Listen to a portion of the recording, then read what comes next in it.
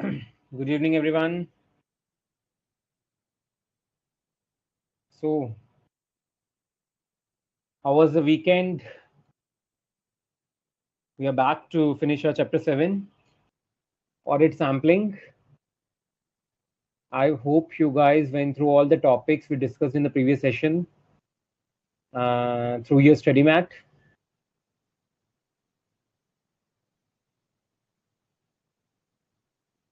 Good evening greets अभी थोड़ी कम आई हैं, या तो मैं चाय जल्दी खत्म करके आ गया या तुम लोग की भी चल रही है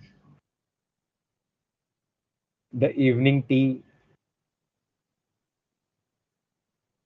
Okay, let me see.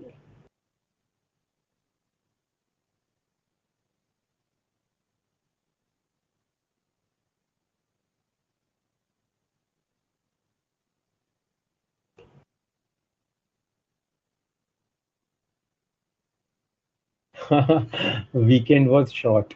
Weekends, you know, weekends are always short. You never know with blink of eye the weekend is gone. Weekends tend to be short. Start with Friday evening and end it Sunday night. Huh? Meanwhile, you have 4 long weekdays in between, 4 to 5. No weekend. Students के लिए कहेगा weekend. Students को तो weekdays में भी पढ़ना और weekends में भी पढ़ना है.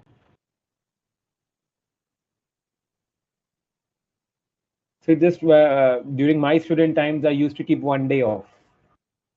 You know, that one day during my studies, I'll do whatever I like. You know? If I want to give a break, take a break from studies, I'll take a break. If I wanted to do a particular subject out of my schedule, or if I wanted to binge watch, or I wanted to watch a movie or web series, whatever, you know, if I wanted to go for a stroll out or anything, family time, whatsoever, just to, recharge myself, recharge my battery for the coming days. Because when, as per my schedule, I would have been studying, so there were no such treats. I won't treat myself to anything. But when it's a day I have taken an off from my regular studies, so that was a day, then that's completely off. Whatever I like to do, whatever I love to do, I have to do that. So even then, it could be a Thursday, it could be a Tuesday, it could be a Wednesday, it could be a Monday as well. I could be studying on Sunday the whole day. So that was what my schedule. Ah, yeah, that is what I'm saying. There is no difference. Mine was a bit relaxed. It started. The summer has started over here in the north, and it's kind of getting too hot. So you tend to be lazy sometimes when summers start, the change of seasons and all. So it's kind of that only. But anyhow, you are right. There are no weekends for students. All are the same days. Okay. So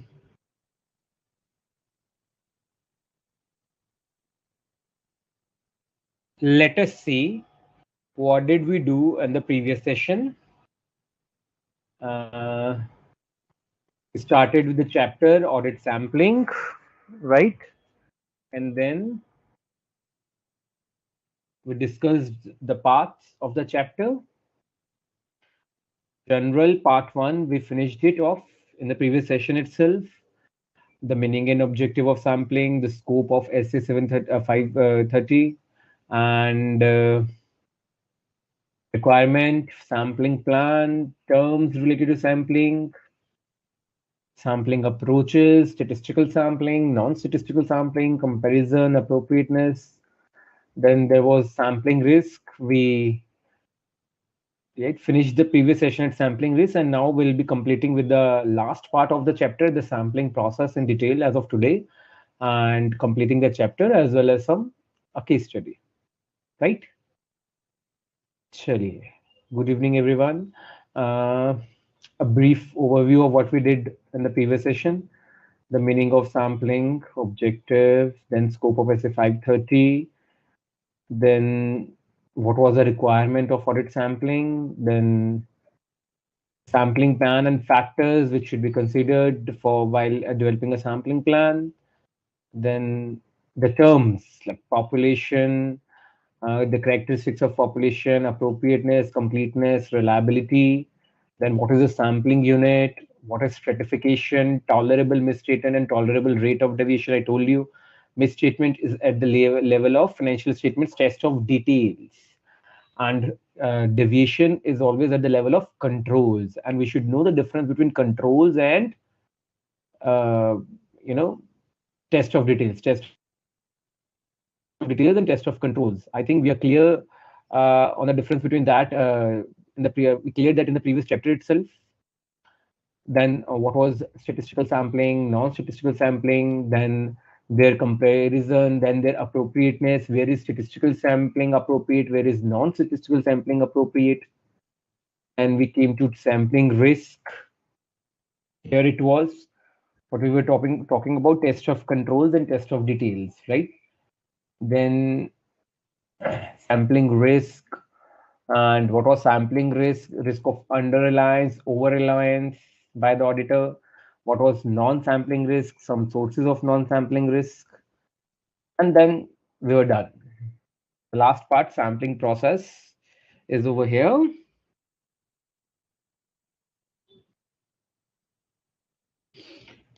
चलिए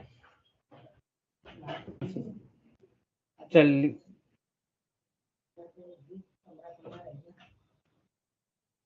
just a second.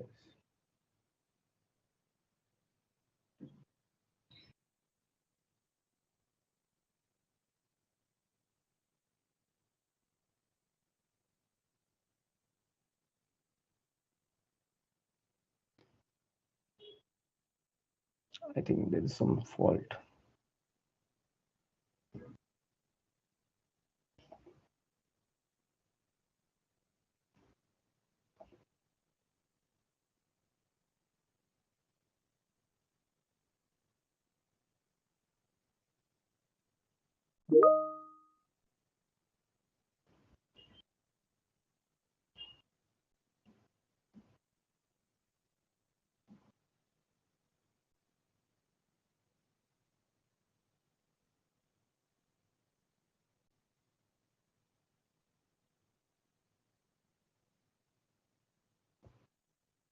Manish ji break देंगे जरा 2 minute का break. हाँ, थोड़ा net में problem आ रहा है. मैं थोड़ा सेटिंग कर रहा हूँ नेट की ना, मेरे को थोड़ी वो आ रही है ब्रोकन सी. मेरे को 2 से 5 मिनट दीजिए प्लीज. हाँ, ब्रेक कीजिएगा, मैं देखता हूँ.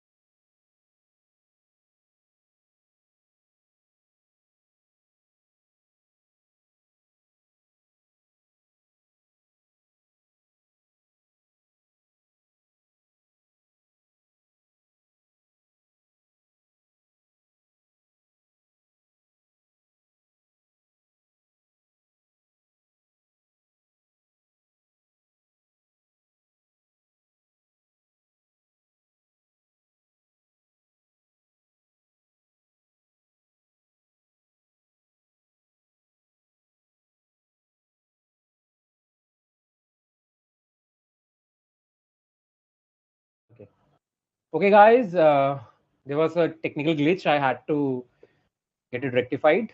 So we are back. Session 2 and sampling process. Okay. So what do we have over here? Step by step.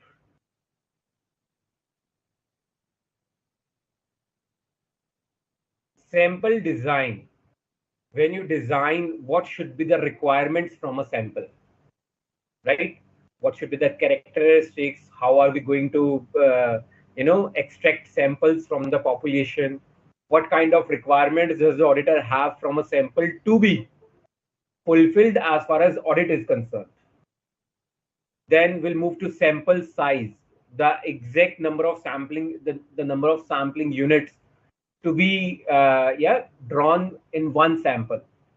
Then sample selection method, in a population, how we, or on what criteria, on what basis are we going to select the samples? बहुत तरह के different basis होते हैं जिसके basis पे आपको अपनी audit requirement के हिसाब से आपको सैंपल चूज करना है. Then when you have drawn the sample, उस सैंपल के ऊपर आपने अपने ऑडिट प्रोसीजर्स लगाने हैं. Whatever audit program, audit procedures you have designed for testing the controls and testing the details, you have to apply those audit procedures on the samples. Now you will get deviations and misstatement. Deviations in controls, misstatement in test of details. So you'll understand the nature of these deviations, the magnitude of these deviations and misstatements, and what is the cause behind them for their occurrence. What do you do then? You project these misstatements and deviation on the whole population. After projecting, you evaluate your results. How do you evaluate results? When you have found whatever you have found in a sample, you project it on the whole population, and then the results of sampling help us in reaching the results of our audit procedure that would have been there had we applied our audit procedures on the whole population. सबसे पहले sample design करेंगे, फिर sample का size decide करेंगे, then हम method देखेंगे किस method से हमें सैंपल चूज करना है, अपने ऑडिट प्रोसीजर्स उस सैंपल के ऊपर, whether it be from controls और it could be from the financial statement figures, accounts, balances, assertions. Then हमें जो गड़बड़ मिलेगी कंट्रोल्स में या फाइनेंशियल स्टेटमेंट्स में, उसको हम पूरे पॉपुलेशन के ऊपर लगाएंगे,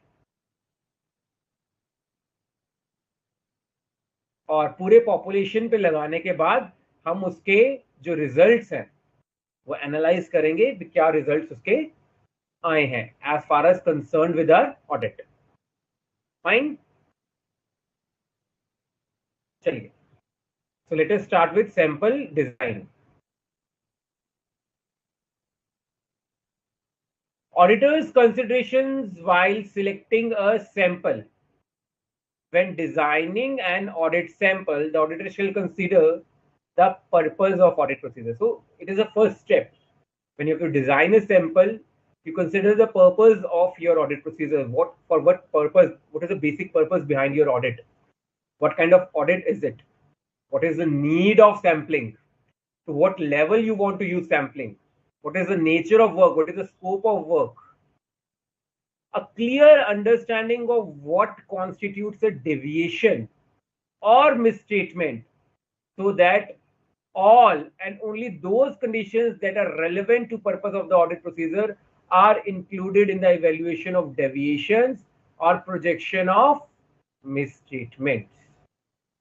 So what is our purpose? Whether we have to audit in detail, what is the scope fixed by the audit, fixed between the auditor and the auditing. So it should not be like this, that for example I have to do stocks and receivable audit. Let us do this. I want to get a stocks and receivable audit done. So my consideration would be stocks, receivables like debtors and all. I would be drawing samples from these two figures. Obviously, stocks would include purchases, sales, receivables would include sales and all. ठीक है ना? Right? So बाकी levels पे, बाकी other things, the controls over these two, I will have to check. So the auditor should be, considered with the purpose of audit procedure. To what level has he or she to go to draw samples while auditing the population? The characteristics of the population from which the sample would be drawn. Auditor may determine the stratification or value weighted selection. These are statistical terms. Stratification, as I told you we discussed in the previous session, what was it? Dividing the population into subpopulations. For example, we have a heterogeneous population, right? We have a heterogeneous population. Let us see, we have debtors, accounts receivables and all. Okay, so we have debtors. Like, I want to apply my audit procedures on debtors on geographical area basis. So they could be from north, south, east, west. Let us limit ourselves to 4 directions only, right? And there is certain factor which I need to apply on the south debtors only. So when I divide my debtors, now this is heterogeneous. This could be heterogeneous. Let us suppose this is heterogeneous on the basis of geographical area. I could divide my heterogeneous population into homogeneous groups.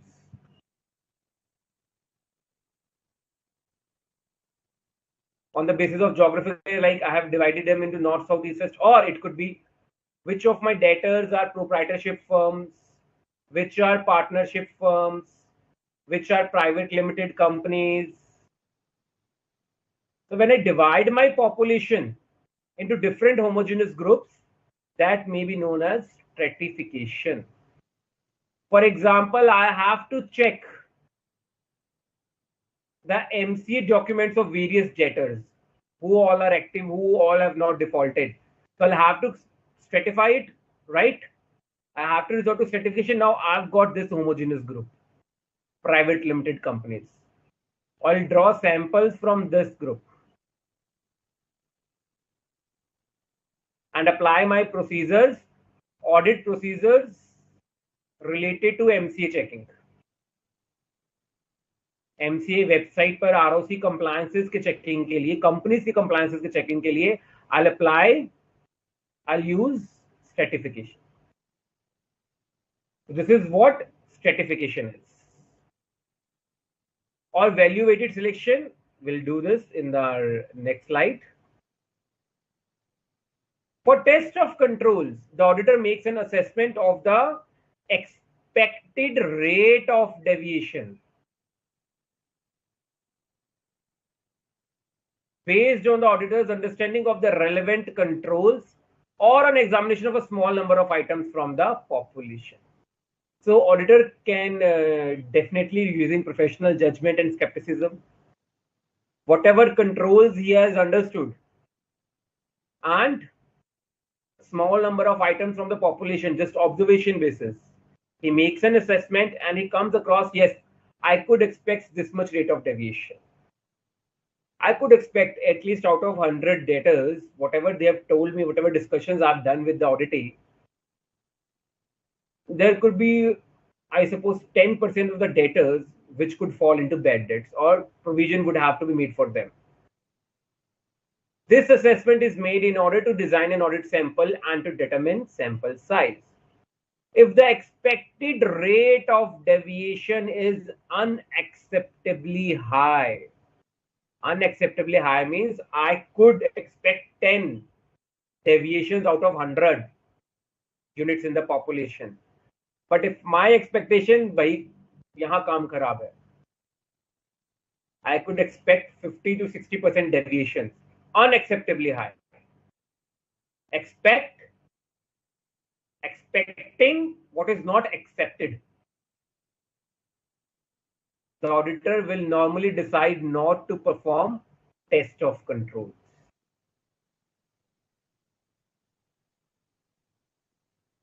Okay? For test of details, if the auditor makes an assessment of the expected, auditor expects that this much could be the misstatements in the financial statements. If he expects it to be high, his expectations are high that there are problems in the client's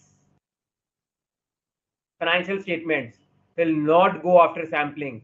100% examination or use of a large sample size may be appropriate when performing test of detail. So while designing the sample, the characteristics of the population, what are your expectations regarding deviations and misstatements from the whatever you have observed, whatever you have discussed during a discussion with the client or examination of a small number of items. तो अगर उसे लगता है अभी default ज्यादा है, misstatement ज्यादा है, रेट ऑफ डेविएशन ज्यादा है, तो इन दैट केस वो टेस्ट ऑफ कंट्रोल्स के बारे में बताएगा, पर वो उनको टेस्ट नहीं करेगा. कंट्रोल्स के बारे में बताएगा पर टेस्ट नहीं करेगा, बिकॉज उसे इनिशियली लग रहा है that rate of deviation is going to be high. Biometrics काम नहीं कर रहे हैं, सीसीटीवी काम नहीं कर रहा है, किसी का भी एक्सेस किसी के भी पास है, कंट्रोल्स है ही नहीं, बहुत वीक है, उन्हें टेस्ट करने की जरूरत ही नहीं है. मुझे साफ तौर पे दिख रहा है अभी कंट्रोल्स कितने वीक है. Accounting has not been properly done, laws are not been complied with. So I'll have to check 100% of the entries, transactions. I'll not resort to sampling, or I'll pick up very large samples. Almost 70 to 80% population would be covered in those samples to perform test of details. Darshini has got to know by mere observation that the expected rate of deviation is unacceptably high. There is no need to test the controls. मुझे देखने पे पता चल रहा है. I can, it's prima facie that can be seen that controls are really weak. The auditor perform tests to get to know the strength of the controls, whether they are strong or weak. They might seem strong, but ultimately they are weak. They might seem weak, but they are strong. But here auditor has a clear understanding and observation that they are weaker controls or no controls at all put into place.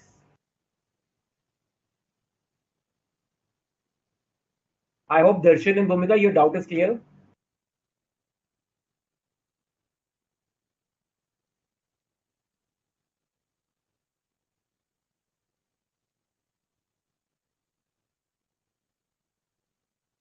Yes, Shubham, 100% means whole population instead of sample.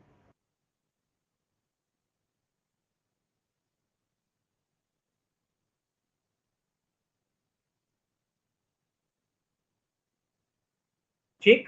Let's move ahead. To determine a sample size sufficient to reduce sampling risk to an acceptably low level. So what is the sampling risk? That whatever sample we have chosen, the results of audit procedures applied to that sample might not be true for the whole population. जो हमने sample choose किया है, okay, उस sample के ऊपर जो हम audit procedure लगा रहे हैं उसका रिजल्ट शायद अगर हम पॉपुलेशन के ऊपर लगाएं तो वैसे रिजल्ट्स ना मिले. There could be difference. That is sampling risk. The auditor has to determine a sample size sufficient enough to reduce such kind of sampling risk to an acceptably low level. You cannot eliminate sampling risk. You cannot eliminate, but you can reduce it to at an acceptable low level. Okay?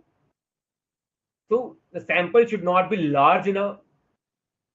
The sample should not be that small enough, small one. It should be a balanced one so that sampling risk is reduced. If you extract a larger sample, your working is increased. Then what is the use of sampling? If you extract a small sample, the sampling risk becomes higher. So, as per your professional judgment and observation, you have to determine a sample size enough to balance the sampling risk to an acceptably low level.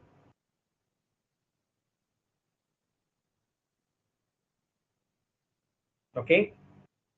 The specific purpose to be achieved and the combination of audit procedures that is likely to best achieve that purpose. The factors हैं sample size बनाने के लिए, sample size देखने के लिए क्या क्या factors काम में आने चाहिए. The nature of the audit evidence sought and possible deviation or misstatement conditions or other characteristics relating to that audit evidence will assist the auditor in defining what constitutes a deviation or misstatement and what population to use for sampling. I'll come to that. Just read with me. In fulfilling the requirement of SA 500 audit evidence, when performing audit sampling, the auditor performs audit procedures to obtain evidence that the population from which the audit sample drawn is complete. Let's move slowly. Last point is clear? It is much clear that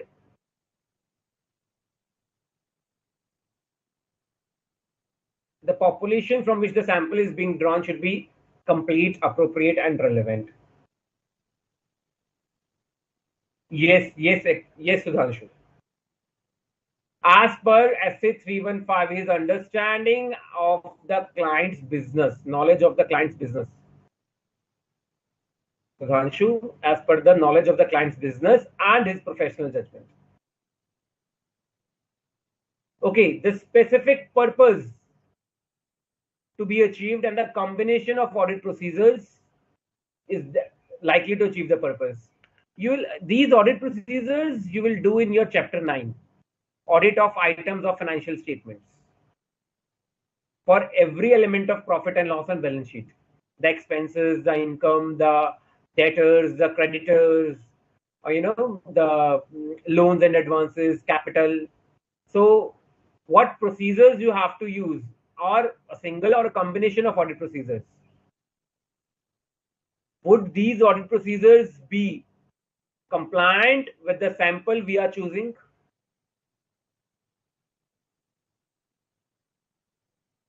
आप अगर for example आप ratios use करना चाह रहे हैं, you want to use ratios, for ratios you should have a sample which should include data from various periods.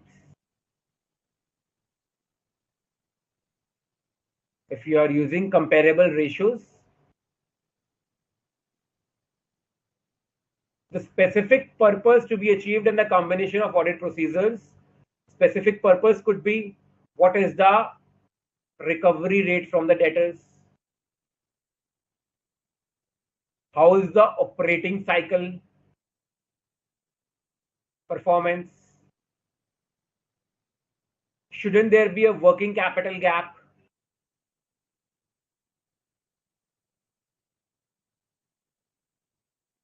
or specific purpose could be profit ratios. तो जिस particular purpose के लिए आपका ऑडिट प्रोग्राम बना है, उस पर्टिकुलर प्रोग्राम के लिए जो combination of audit procedure use कर रहे हैं, आपका सैंपल उसे कंप्लाई करना चाहिए.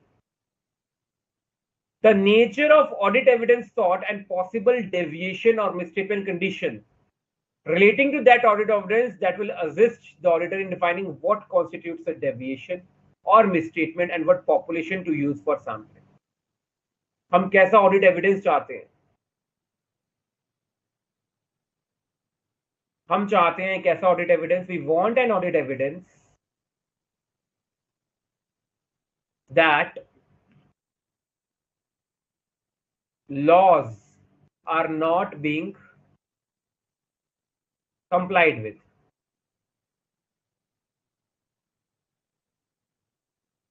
What would be our audit sample as an audit evidence? Income tax return. GST returns. So what would we do? Okay, we want to check one return from each quarter of the previous year.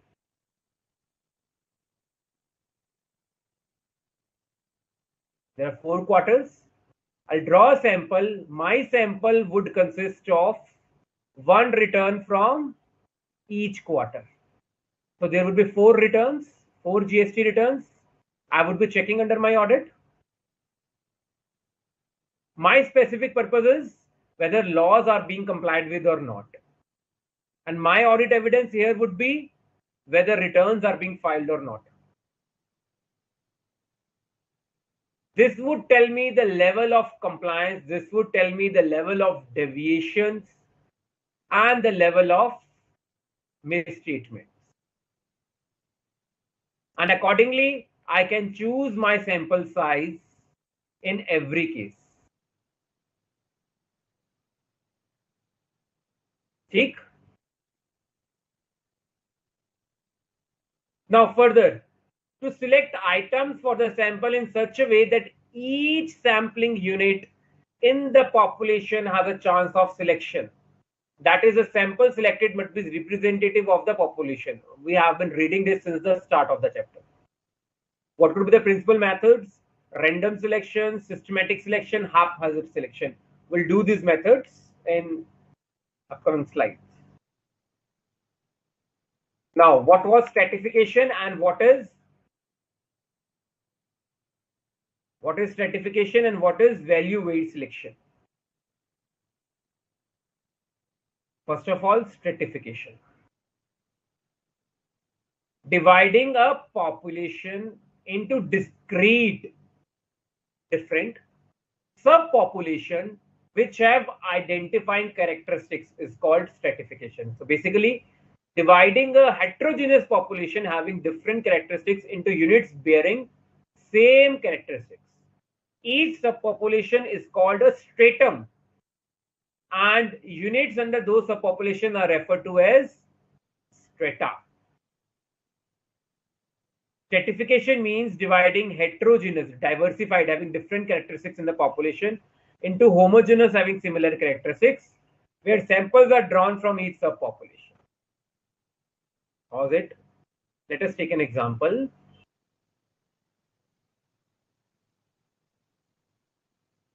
Okay, so what was our example? Let us take the example of stock inventory.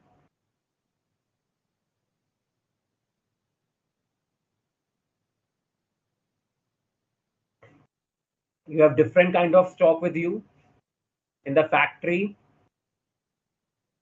You divide the stock into raw material, work in progress, and your finished goods.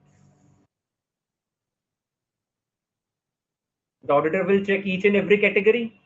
So this is what? This is a heterogeneous population. Your audit procedures would vary for raw material as compared to work in progress as compared to finished goods. Right? Now, you cannot draw a sample from the stock as it is, because it could have 2 units of raw material. Suppose I take up 7 units in the sample, 2 units of work in progress, and 3 units of finished goods. If my audit procedures for all the 3 categories are different, मैं सारे procedures इस sample पे कैसे लगा पाऊंगा? नहीं लगा. I'll first have to divide it into different groups. So this is what? This is stratum. That is stratum. My subpopulations. Heterogeneous population को divide किया homogeneous subpopulations. Right? Now here each and every unit has a chance of equal selection.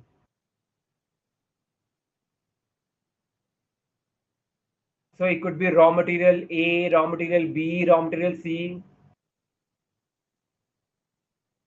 These are known as strata.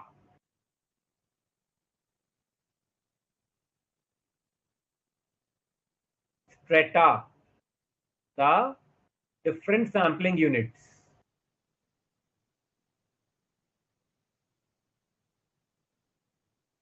Okay तो हमने क्या किया, हमने एक heterogeneous population को homogeneous सब पॉपुलेशन में डिवाइड कर दिया, अलग अलग कैटेगरीज में, जिसको नाम दिया गया स्ट्रेटम। फर्दर आगे जो उनके सैम्पलिंग यूनिट्स उनको नाम दिया गया स्ट्रेटा। ठीक।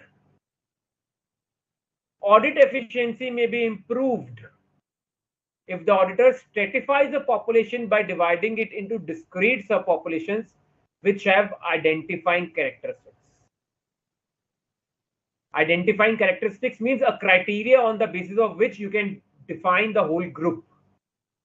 The objective of stratification is to reduce the variability of items within each stratum, reduce the diversification, bring in more homogeneity, and therefore allow sample size to be reduced without increasing sampling risk. If I take a sample from over here, I'll have to draw a larger sample to include as many items of raw material, as many of work in progress, and as many of finished goods as I can. This would lead to more working. I'll divide into stratum. Now I can reduce my sample size from each stratum. 2 from here, 3 from here, 2 from here. And apply my audit procedures, varying audit procedures accordingly.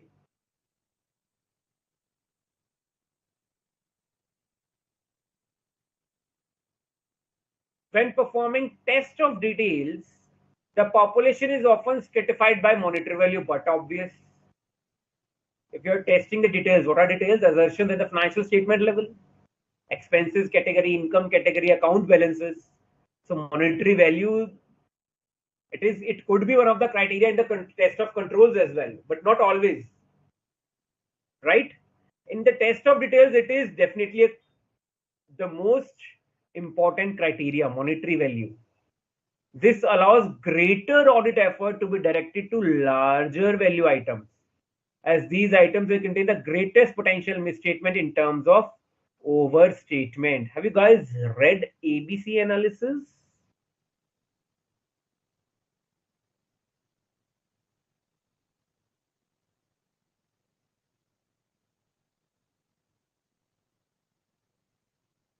So let us, our client is a jewelry showroom.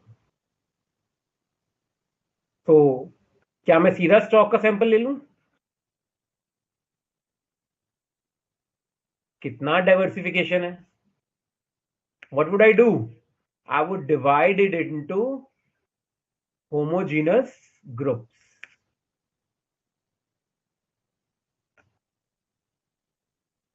A category, gold and precious stones, right? B category, silver. C category, brass, copper, other low value items. Or it could be artificial jewelry.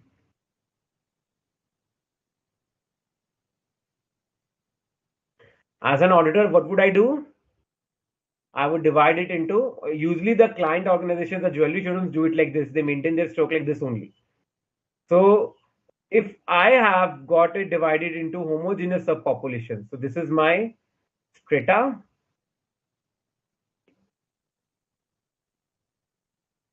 These are my strata.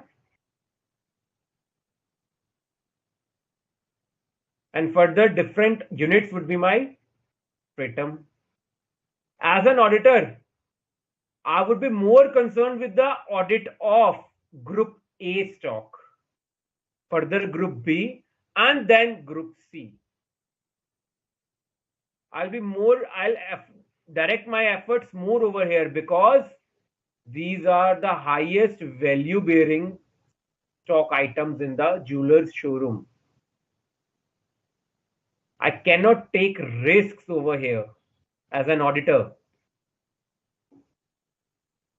Here I can, because low value items. So stratification helps the auditor in directing his or her efforts to larger value items that may contain the greatest potential misstatement in terms of overstatement, overvalued stock, to show higher profits.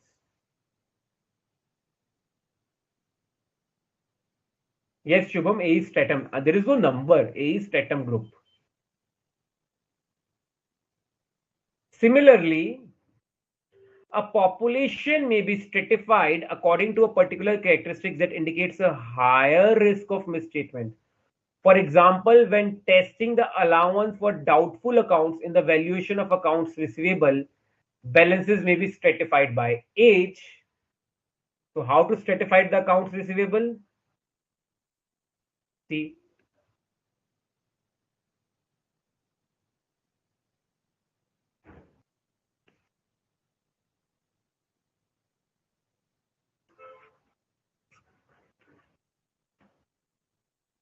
zero to 3 months, 3 to 6 months, 6 to 12 months, more than 12 months. Now, this is the highest sensitive category. Debtor balances where there is no sign of recovery or movement since the past 12 months. Provision would definitely need to be made over here, and it could be the greater than the usual standard.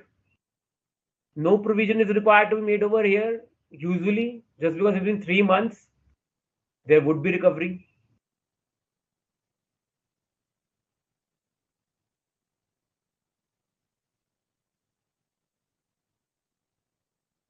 Yes, Sudhanshu, A is subpopulation, therefore it is stratum.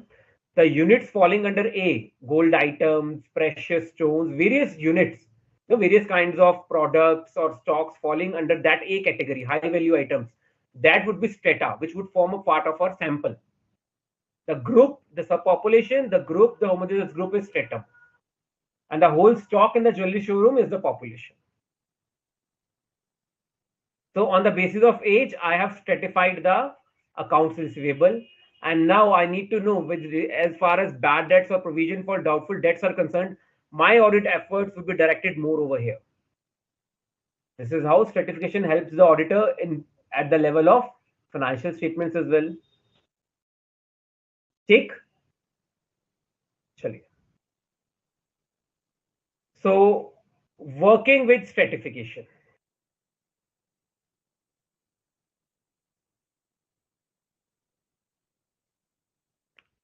The results of audit procedures applied to a sample of items within a stratum can only be projected to the items that make up the stratum. So, whatever results we have got from the audit procedures over here, the sampling units from this particular, for example, debtor A, B, C.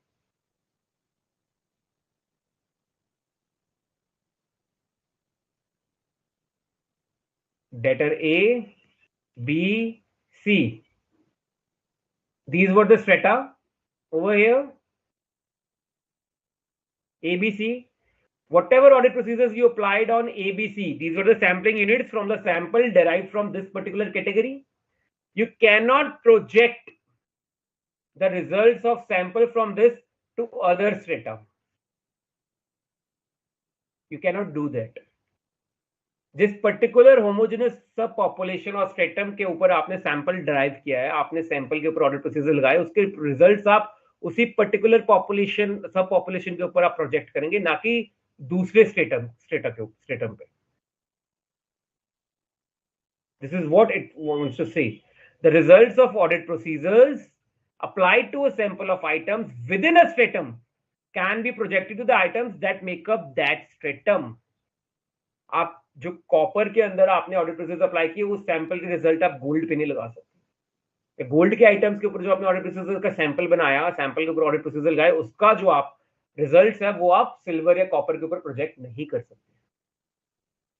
To draw a conclusion on the entire population, the auditor will need to consider the risk of material misstatement in relation to whatever other strata make up the entire population. कैसे?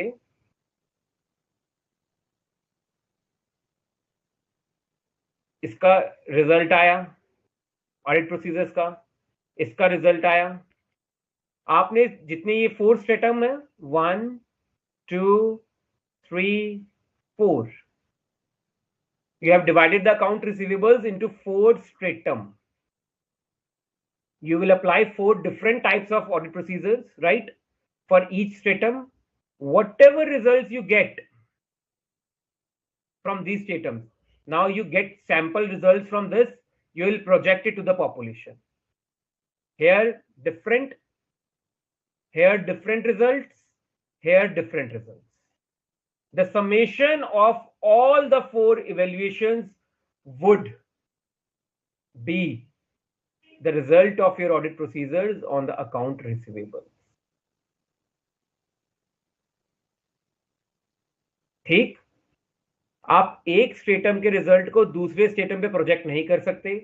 हर stratum के अपने जो sample आपने बनाया, इसमें से मैंने 3 debtors लिए ए बी सी, इनके ऊपर ऑडिट प्रोसीजर लगाए। For example it has 15 debtors, तो ए बी सी के ऊपर जो मेरा रिजल्ट आया, whatever result I got from the sample A B C, my sample has A, B and C debtors.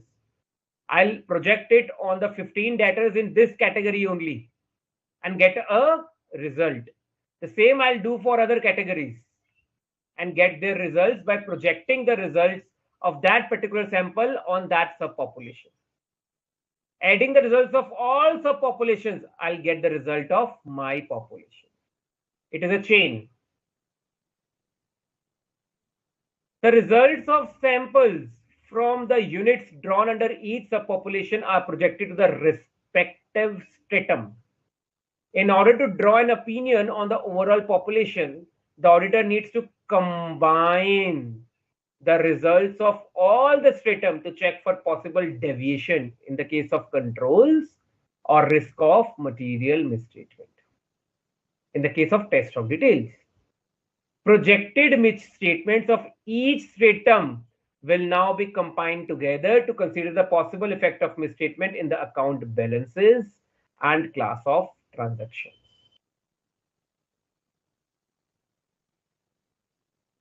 %20 of the items in a population make up 90% of the value of an account balance. The auditor may decide to examine a sample of these items. The auditor evaluates the results of this sample and reaches a conclusion on the 90% of the value separately from the remaining 10%, on which a further sample or other means of gathering audit evidence will be used, or which may be considered immaterial. Like in our example of jewelry showroom, the auditor may decide that the jewelry items relating to gold and precious stones almost make up 20% of the items in the population. But if considered their value, they make up almost 90% of the value. So it will be more considered with gold and silver items, which make up, although they make up only 20% of the total stock in terms of quantity, but in terms of value, it is almost 90% of total value of the stock. So auditor will direct his audit procedures on these items. For the copper and the third category, C category items, I'll say, okay, fine, they are immaterial for me, or because they are only 10%, I'll design some different audit procedures for that particular category. The auditor can definitely do that. वही कर सकता है. ठीक? So this is how stratification helps the auditor. What is value weighted selection? When performing test of details, it may be efficient to identify the sampling unit as the individual monetary units that make up the population. Having selected specific monetary units from within the population, for example, accounts receivable balance, the auditor may examine the particular items like individual balances that contains those monetary units. One benefit of this approach is to define the sampling unit. Audit effort is directed to the larger value items because they have a greater chance of selection and can result in smaller sample sizes. What is that? I have debtors. I said debtors are almost 2 crores in value. Thick? Yes, Darshan, definitely. Now, that is a matter of professional working involved and will vary from auditor to auditor. Now, I'll say value weighted selection. So, there are different categories: category A, category B, C, D, E. Now, category A is all those debtors who are greater than, who are their account balance, account balance greater than, you say 10 lakhs, right? 5 to 10 lakhs, or it could be 2 to 5 lakhs. D category would be less than 2 lakhs. So, in a debtor, total debtor's value of 2 crores, the auditor may decide there is no need to go in detail to apply audit procedures on this D category. I have categorized the debtors on the basis of value. Now, low value items, these are monetary units. Low value item group, I might avoid or ignore. I'll direct my audit procedures on the high value items or high value groups. That is value weighted selection. This approach may be used in conjunction with systematic method of sample selection and is most efficient when selecting items using random selection. We'll do what is random. Random is anyhow. Just putting your hand in a bag of balls and just getting the balls out in any random manner. So when we use monetary amounts as the base, that is value weighted selection. Kind of, Mohit, you're right, kind of.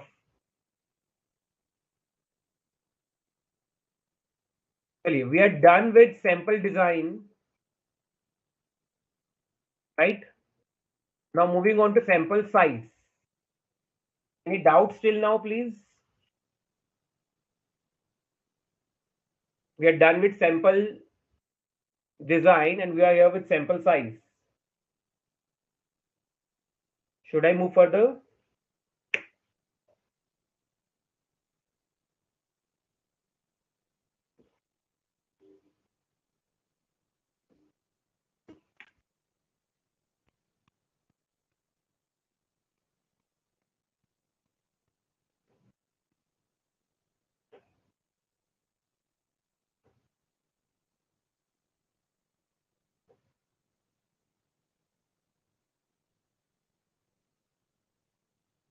Okay, chaliye. Sample size. The auditor shall determine a sample size sufficient to reduce sampling risk to an acceptably low level. ना बहुत बड़ा sample, ना बहुत छोटा sample. एक uniform sample. The level of sampling risk that the auditor is willing to accept affects the sample size. Now here comes the nature of the auditor. How risk avertive is he and how risk taking he is.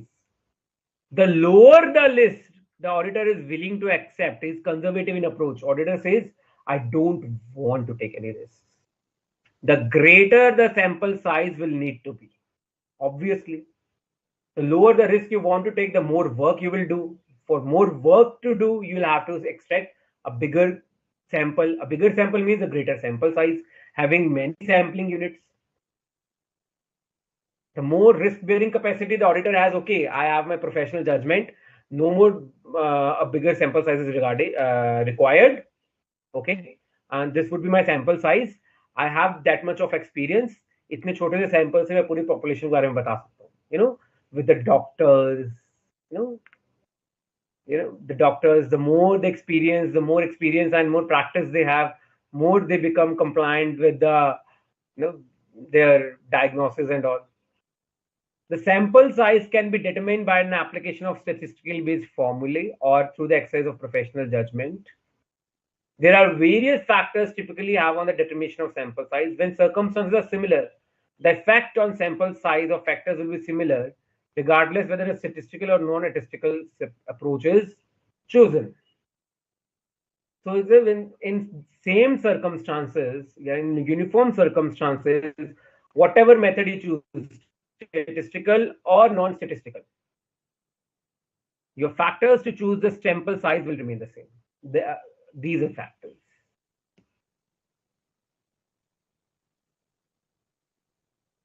What are the factors that influence the sample size? Here we are. First, we have test of control.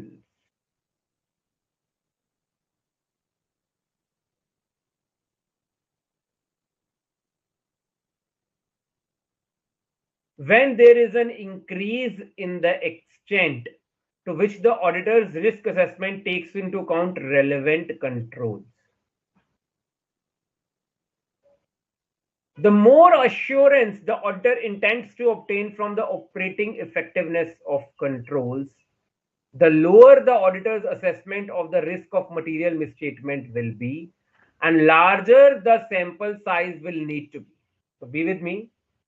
The more assurance the auditor intends to obtain from the operator, auditor wants to obtain more. Auditors, utility is higher, marginal utility is higher. Give me more assurance. I should be more satisfied. I've checked this particular sample. I'll have to check this one as well. I need more satisfaction. Yeah, to place my trust on the controls in the organization. So what does auditor want? Auditor wants that the risk of material misstatement should be as lower as it can be. For that, the auditor needs more assurance. More assurance means more working. More working means larger the sample size needed. Auditor की इच्छा है भी मेरा कम से कम risk हो और ज्यादा से ज्यादा मुझे तसल्ली मिले भी कंट्रोल सब अच्छे हैं, तो वो ज्यादा काम करेगा और ज्यादा बड़े सैंपल्स लगाएगा. When the auditor's assessment of risk of material misstatement at the assertion level includes an expectation of the operating effectiveness of controls, the auditor is required to perform test of controls. Auditor controls test karega. Other things being equal, the greater the reliance the auditor places on the operative effectiveness of controls, the greater is the extent of the auditor's test of controls, and therefore sample sizes increased. बाकी सब factors को constant रखते हुए auditor wants to place greater reliance on controls. मैं चाहता हूं भी controls जिनको मैंने चेक करना है, कंट्रोल्स बहुत अच्छे हैं. मैं ये कंक्लूसिव एविडेंस चाहता हूं. मैं एक अश्योरेंस ऐसी चाहता हूं that controls are really good. CCTV is working properly. I'll check the CCTV, I'll check the recording, I'll check how it is made, for what time it is being stored by the organization, where it is stored, a backup is taken or not, what I'm doing. I want more and more reliance on the operating effectiveness of control. So I'll be doing more work. If I'm like of the kind that, okay, CCTV is there, it's working, show me the video, it's fine. I'm not doing any more work. CCTV is working, it's showing the video. What else? This is quite uniform that अगर ये सब कुछ हो रहा है तो बाकी के सारे compliances भी organization कर रही होगी CCTV videos को लेके. ठीक, बट मैं चाहता हूं मुझे और assurance मिले. और assurance के लिए क्यों चाहता हूं मैं? Because I want the risk of material misstatement should be as less as possible. So other things being equal, the greater the reliance the auditor places on the operating effectiveness of controls in the risk assessment, the greater is the extent of auditor's test of control. Sample sizes increases. If there is an increase in the tolerable rate of deviation, so increase in tolerable, the rate of deviation the auditor can tolerate. She can bear with it. Okay, there are 50 CCTV cameras in the organization. At least 40 should be working. 10 is my tolerable rate of deviation. There is another auditor B. She says, okay, 1/3 is fine. Even out of 50, one third are not working, two thirds are working, that is fine. One third is regular wear and tear. The client would be working upon it. It is fine with me. So the next auditor, she has increased her tolerable rate of deviation. The more is the tolerable rate of deviation, the more tolerance the auditor has. He or she will not extract larger samples. Sample size will decrease as lower the tolerable rate of deviation, larger the sample size needs to be.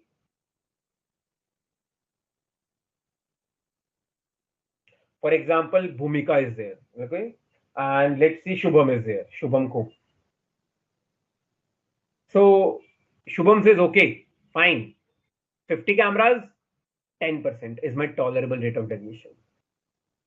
5 camera से अगर ज्यादा खराब हुए, मेरे को ज्यादा बड़ा sample चाहिए और मैं ज्यादा काम करूंगा ये चेक करने के लिए भी 5 से ज्यादा खराब है, तो what is the reason, where is the lack. Then comes Bhumika in picture, another auditor. She says okay 20%. अब 20% भूमिका मान के चल रही भी खराब हो सकते हैं, तो she would be requiring lower samples, smaller samples. But Shubham is conservative. He says no more than 5 CCTV cameras should be faulty. So his sample would be bigger because his risk bearing capacity is less than that of Bhumika. Bhumika has an increased level of tolerable rate of deviation, increased rate of deviation of tolerance level. For Bhumika, sampling size will decrease. But for Shubham, because he has a lower tolerable rate of deviation, the sample size would be large. He would say, Shubham would say, I'll pick a sample of 30 CCTV. Bhumika would say, 20% तो मैंने पहले ही निकाल दिए, 10, पीछे बचे 40. I'll pick a sample of 15 or 20 CCTV cameras which I would be checking. So what exactly is tolerable error? Tolerable error is the maximum error in the population that auditor is ready to accept in a given sample size. अब शुभम का tolerable error था rate of deviation था 10% error, भूमिका का था 20%. अब भूमिका ने 20 कैमरास का सैंपल उठाया, शुभम ने 30 कैमरास का. तो 30 कैमरास के सैंपल में Shubham would feel I have tolerable rate of deviation is 10%.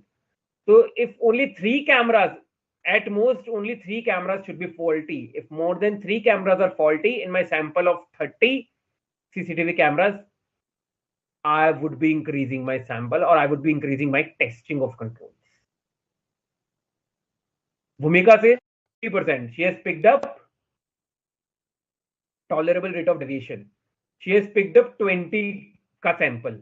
And even in that 20, she is willingly accepting that if 4 cameras are faulty, it is fine. More than 4 cameras are faulty, I'll be doing more work.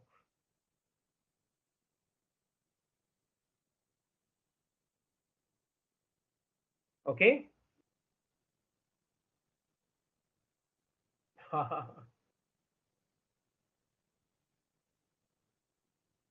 Mohit is all praises about you, Shubham. Chaliye. Okay, another factor. When there is an increase in the expected rate of deviation of the population to be tested, sample size will increase as higher the expected rate of deviation, larger the sample size needs to be, so that the auditor is in a position to make a reasonable estimate of the actual rate of deviation. I say, through my observation and professional experience and judgment, I get to know that most of the times biometrics are not working. So what is there? There is higher, the expected rate of deviation is high. If expected rate of deviation is high, मुझे पता है कमी है, तो मैं sample size बड़ा उठाऊंगा, क्योंकि मुझे दिख रहा है, जो मुझे दिख ही रहा है कमी है, मैं ऑब्वियसली अपनी ऑडिट प्रोसीजर्स लगाने के लिए सैंपल साइज बड़ा लूंगा, ताकि वो कमी पेपर्स में भी निकल कर आए, एविडेंस में भी निकल कर आए. If there is problem, there is weakness in the controls which I can observe, so my expectation with respect to the rate of deviation is higher. There are higher lapses. If there are higher lapses that are prima facie visible to me, I would be drawing a bigger sample to prove that, to come to a reasonable conclusion that actually what I was observing, the actual rate of deviation was as per that. So how would the auditor expect higher rate of deviation? Understanding of the business, his risk assessment procedures, his observation various relating to other policies like changes in personnel, internal control, or results of audit procedures applied to prior periods and the results of other audit procedures. High expected control deviation rates ordinarily warrant little, if any, reduction of the assessed risk of material misstatement. So whatever risk I have assessed, if I expect higher control deviation, there is almost negligible effect on reduction in the assessed risk of material misstatement. I have observed higher risk because of the expected higher rate of deviation. My sample size would be large.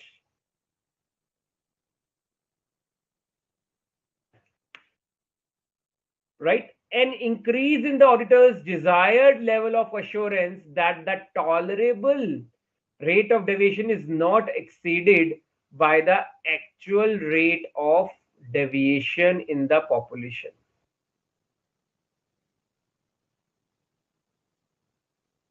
So as an auditor, Shubham says, my tolerable rate of deviation is 10%. Shubham ne kaha, in a total population of 50 cameras, 5 cameras could be faulty. If 5 cameras could be faulty, what would Shubham desire? Shubham desire, actually, what would be Shubham's expectations? Shubham's expectations would be, while I test the samples, I want a desired level of assurance that no more than 5 cameras should be faulty. His tolerable rate of deviation is 5, or say 10%. Actual rate of deviation is 4. So tolerable level maintained. Shubham will try that I have to achieve that much level of assurance that actual rate of deviation should not exceed my tolerable rate of deviation. अगर 5 cameras की capacity Shubham की है, अभी 5 cameras Shubham beer कर सकता है खराब हो एज एन ऑडिटर, और 4 ही हैं, इट इज फाइन. बट अगर 6 या 7 कैमरास खराब हुए, टॉलरेबल लेवल क्रॉस कर गया, एक्चुअल लेवल जो था डेविएशन का, एक्चुअल रेट था, वो टॉलरेबल लेवल को क्रॉस कर गया. शुभम जो 10%, 5 कैमरास ही मान रहा था, उसको 7 कैमरास खराब मिले एक पर्टिकुलर सैंपल में. शुभम ने कहा था, भाई साहब अब तो 100 के 100% चेक होंगे, अब कोई सैंपल नहीं, कुछ नहीं, या सैंपल ही बड़ा कर दूं. राइट? तो क्या किया? This will increase the sample size. Thus, the greater the level of assurance that the auditor desires, the results of the sample are in fact indicative of the actual incidence of deviation in the population, the larger the sample size needs to be. So, अगर आप देख रहे हैं expected rate of deviation ज्यादा है, तो sample size बड़ा. Auditor की desired level of assurance, auditor ऐसी एश्योरेंस चाहता है दैट टॉलरेबल लेवल को एक्चुअल लेवल क्रॉस ना करे. The actual rate of deviation in controls should not surpass the tolerable level of deviation. Tolerable rate. If it surpasses the tolerable rate, obviously I will have to do more working. My tolerance level was this. I can drink 2 glasses of water. I can tolerate that. After having 2 glasses of water, the third glass, it is going to upset your body. Obviously, you'll have to do more working, which will affect your body.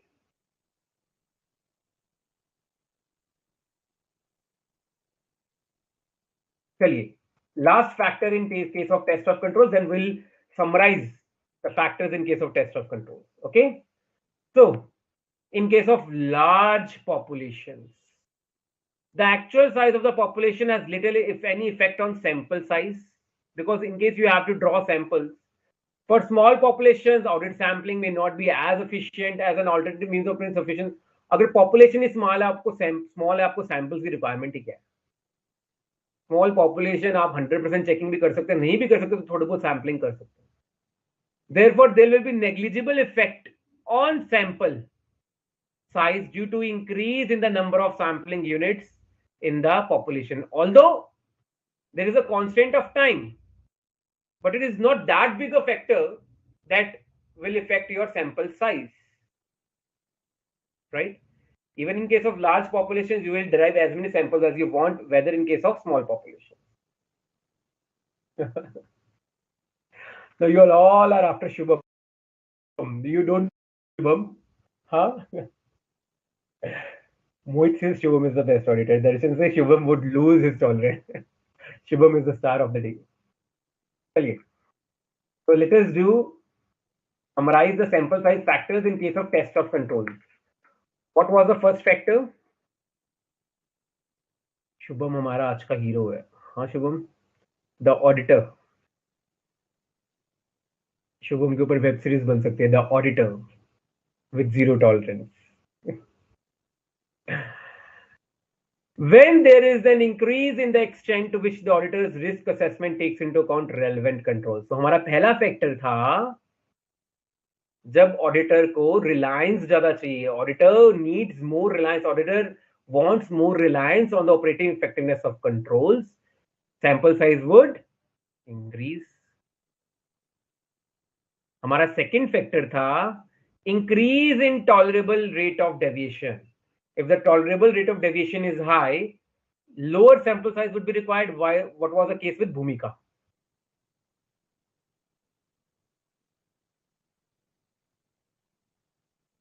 नहीं मोहित, पाठक जी हैं class में. हम next example Pathak ji पे ले लेंगे, कोई दिक्कत नहीं, पाठक जी नहीं भूलेंगे. Shubham is getting hiccups. Third factor, increase in expected rate of deviation. So if we can see, we can expect on our working as per SA 315, there will be expected higher expected rate of deviation. My sample size would be larger. Fourth factor, an increase in the auditor's desired level of assurance. That was the case of Shubham. That I want a higher level of assurance that actual rate does not surpass the tolerable rate. Higher sample, bigger sample size. Last was large populations, negligible effect. So these were the 5 factors in case of test of controls, right? Now we move to test of details. Now in case of test of details, applying the same principles as we applied in the case of test of controls, the higher the auditor's assessment of the risk of material misstatement, the larger the sample size needs to be. Auditor has assessed, applying SA 315 and SA 330, auditor has assessed high risk of material misstatement. अब जब तुम्हें पता है risk high है, obviously तुम working ज्यादा करोगे, क्योंकि तुम्हें दिख रहा है रिस्की है ऑपरेशंस, तुम्हें लग रहा है मिसस्टेटमेंट्स होंगी, मटेरियल मिसस्टेटमेंट्स होंगी, तुम ज्यादा काम करोगे, ताकि जो तुम्हें लग रहा है तुम उसके लिए एविडेंस भी ले सको. Whatever you are perceiving on the basis of your pre-audit working, you feel that there is a higher risk of material misstatement, you will require larger samples. The auditor's assessment of the risk of material misstatement is affected by inherent risk and control risk. You have read about inherent risk and control risk in your chapter 4. Inherent risk is that risk of audit which cannot be avoided. It will be always be there. Control risk is a risk related to the operating effectiveness of controls. For example, if the auditor does not perform tests of controls, the auditor's risk assessment cannot be reduced for the effective operation of internal controls with respect to that particular assertion. Auditor ने test किया ही नहीं controls को, तो हम कैसे कह सकते हैं भी कंट्रोल्स आर ऑपरेटिंग इफेक्टिवली और not. Therefore, in order to reduce audit risk to an acceptably low level, the auditor needs a low detection risk and will rely more on substantive procedures. उसका audit controls plus test of controls and test of details. अगर test of controls का पलड़ा हल्का है तो test of details का पलड़ा भारी करना पड़ेगा. If the auditor has worked less on test of controls to reduce his audit risk, which combines control risk and detection risk. अब control risk high है क्योंकि auditor ने controls को test नहीं किया. If the auditor has not tested the operating effectiveness of controls, control risk is high. Now, why in test of details there is detection risk? Auditor was not able to locate, identify a misstatement or a material misstatement. So to balance the audit risk overall, auditor has to reduce detection risk to a lower level. For that, he'll have to do more working, test the details more effectively. What is that? What actually it is? देखिए, it says audit risk के components क्या हैं? ये पढ़े होंगे आपने chapter 4 में. Inherent risk,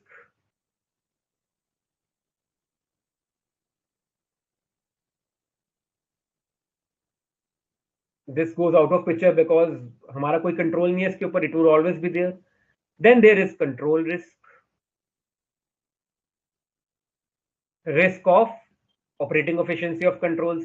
Then there is this detection risk. Auditor is not able to detect a misstatement or material misstatement. ठीक.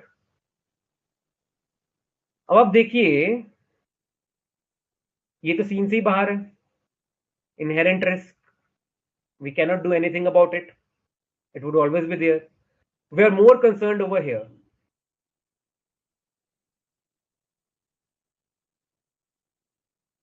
Audit risk, we have to reduce it to an acceptably low level.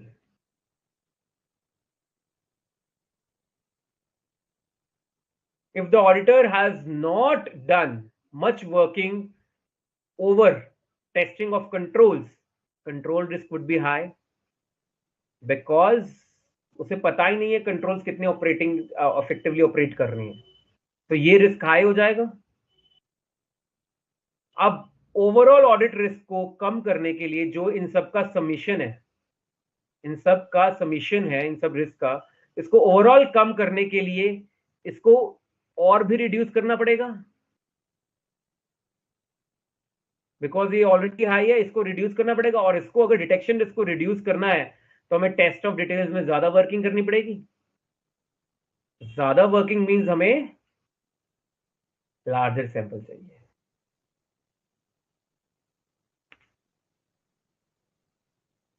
Therefore, in order to reduce audit risk to an acceptably low level, the auditor needs a low detection risk. A low detection risk because control risk is high. Why is it high? Auditor has not properly or done the testing of controls. अगर यहां काम नहीं किया तो यहां करो फिर. And will rely more on substantive procedures. So basically controls को टेस्ट करने के लिए हमारे compliance procedures यूज होते हैं और टेस्ट ऑफ डिटेल्स के लिए हमारे substantive audit procedures. तो आपको ये प्रोसीजर्स पे ज्यादा काम करना होगा. The more audit evidence that is obtained from test of details, the larger the sample size will need to be. Thus, we can say that there will be an increase in sample size in case of an increase in auditor's assessment of the risk of material misstatement. ठीक? Coming to next step, the more auditor is relying on other substantive procedures. If the auditor is relying on his substantive procedures, such procedures include test of details. Substantive analytical procedures are next chapter to reduce an acceptable level of the detection risk regarding a particular opinion. The less assurance the auditor will require from sampling, and therefore smaller the sample size can be.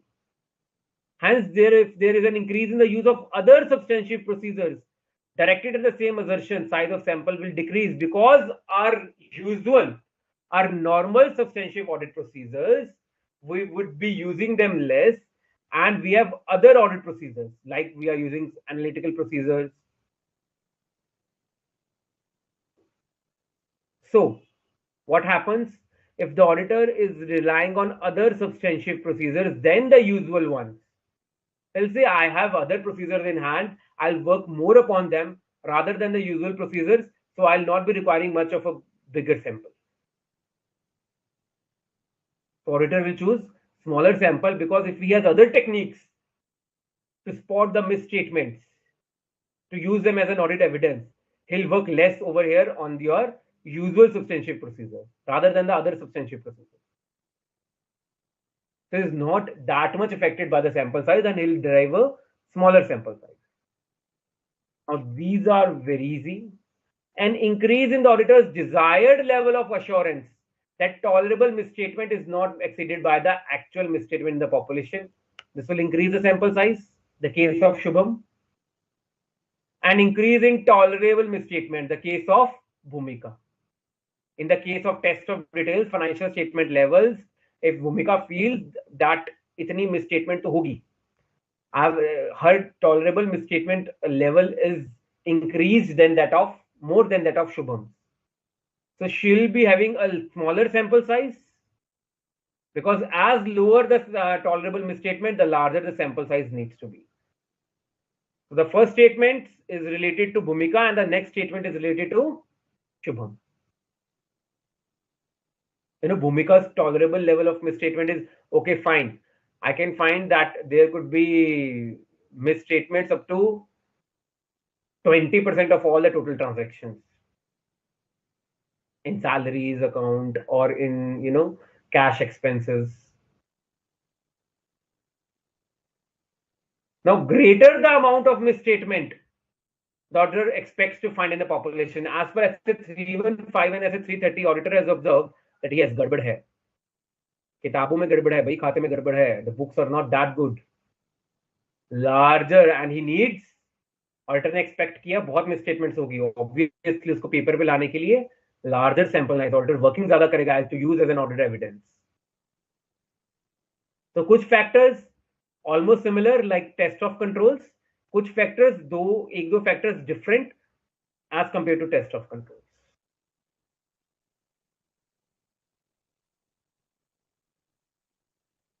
When stratification of the population is appropriate, sample size will decrease. As when there is variability in the monetary size of items, it may be useful to stratify the population. Obviously, हमने jewelry वाली example की थी. Stratify कर दिया, test of details, stock की valuation check करने के लिए, monetary size के basis पे. हमारे sample कम हो जाएंगे क्यों? Copper वाले में से तो हम sample उठाना ही नहीं चाहते. We don't want samples from the C category. We want more samples from the A category and then B category of silver. Our sample size will decrease. If we had chosen samples from the whole stock without dividing them into stratums, without stratifying it, we'll be requiring more samples because we want more gold items in our sample. For more gold items in our sample, we would have increased our samples. But we moved rationally. We divided it into A, B, and C, and we are selecting good samples from the A category. ठीक? And we're not deriving samples from the category C.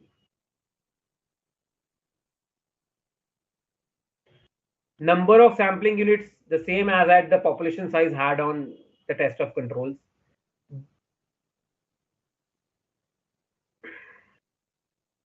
There will be negligible effect on sample size due to number of sampling units in the population. For large populations, the actual size of the population has little, if any, effect on sample size.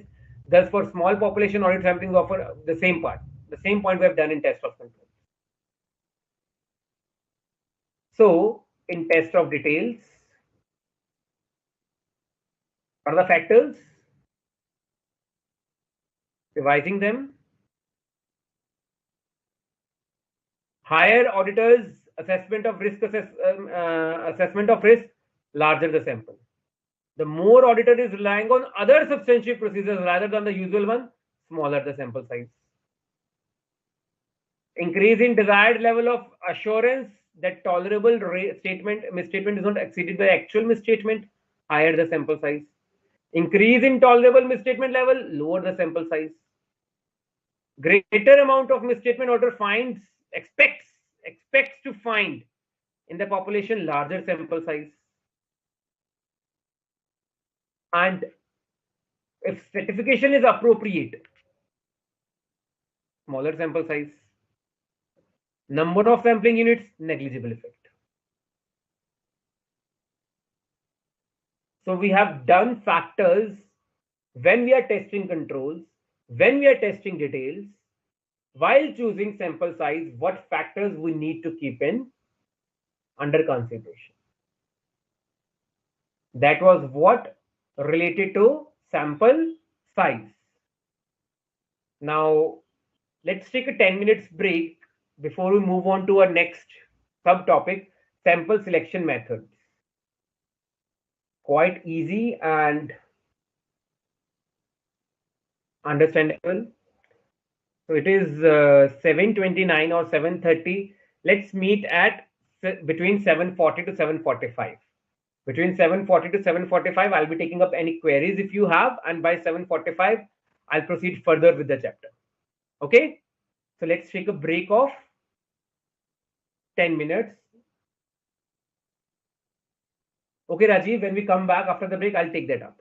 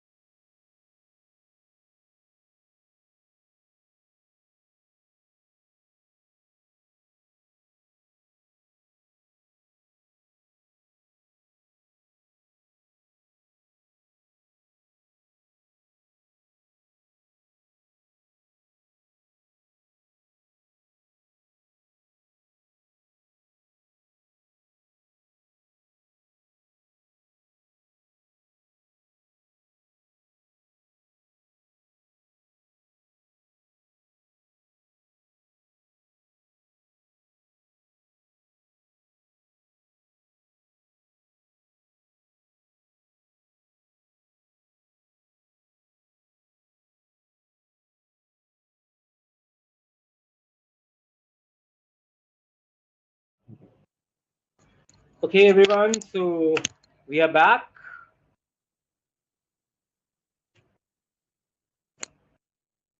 चलिए. Um,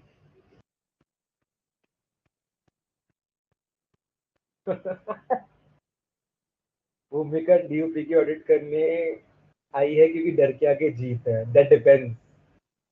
Saini साहब, that depends. Darshan, can we include Shubham and Bhumika in an answer? So it's like writing that point and then giving. No, you cannot include Shubham and Bhumika. That will not fetch you better marks. We'll have to use the honorable and the respected auditor. Okay, we'll have to use the auditor. ठीक दर्शन. Okay, चलिए. So please explain the third point once again. Third point. What was the third point? Yeah,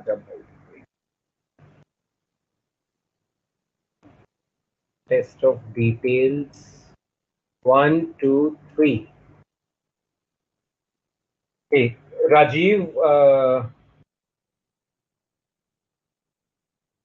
Rajiv, please tell me, you want me to explain this third point in Hindi or English? I'll go as per your doubt, and whatever language you are comfortable, I'll explain it to you. Rajiv Kumar Singh. This is the point you are talking about? Rajiv, is this the point you are talking about? Just let me know so that I could explain it, and in what language you want me to explain it to you.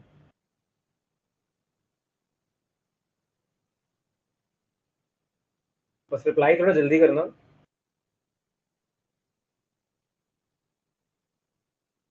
Rajiv Kumar Singh. चलिए, any other queries or doubts?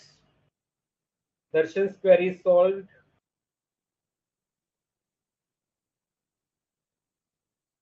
Mohit, you are one naughty boy. Hello.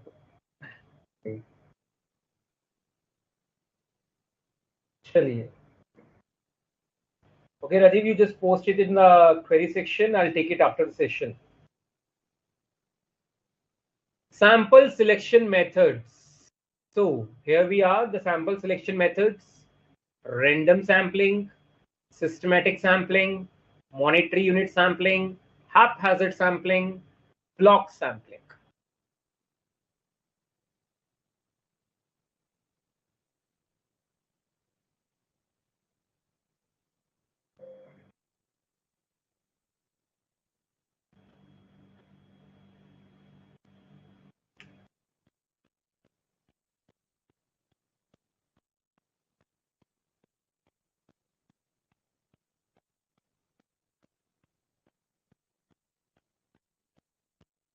First of all, we'll move to random sampling.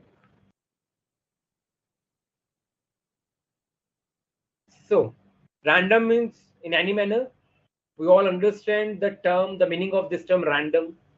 Random selection ensures that all items in the population or within each stratum have a known chance of selection. It may involve use of random number tables.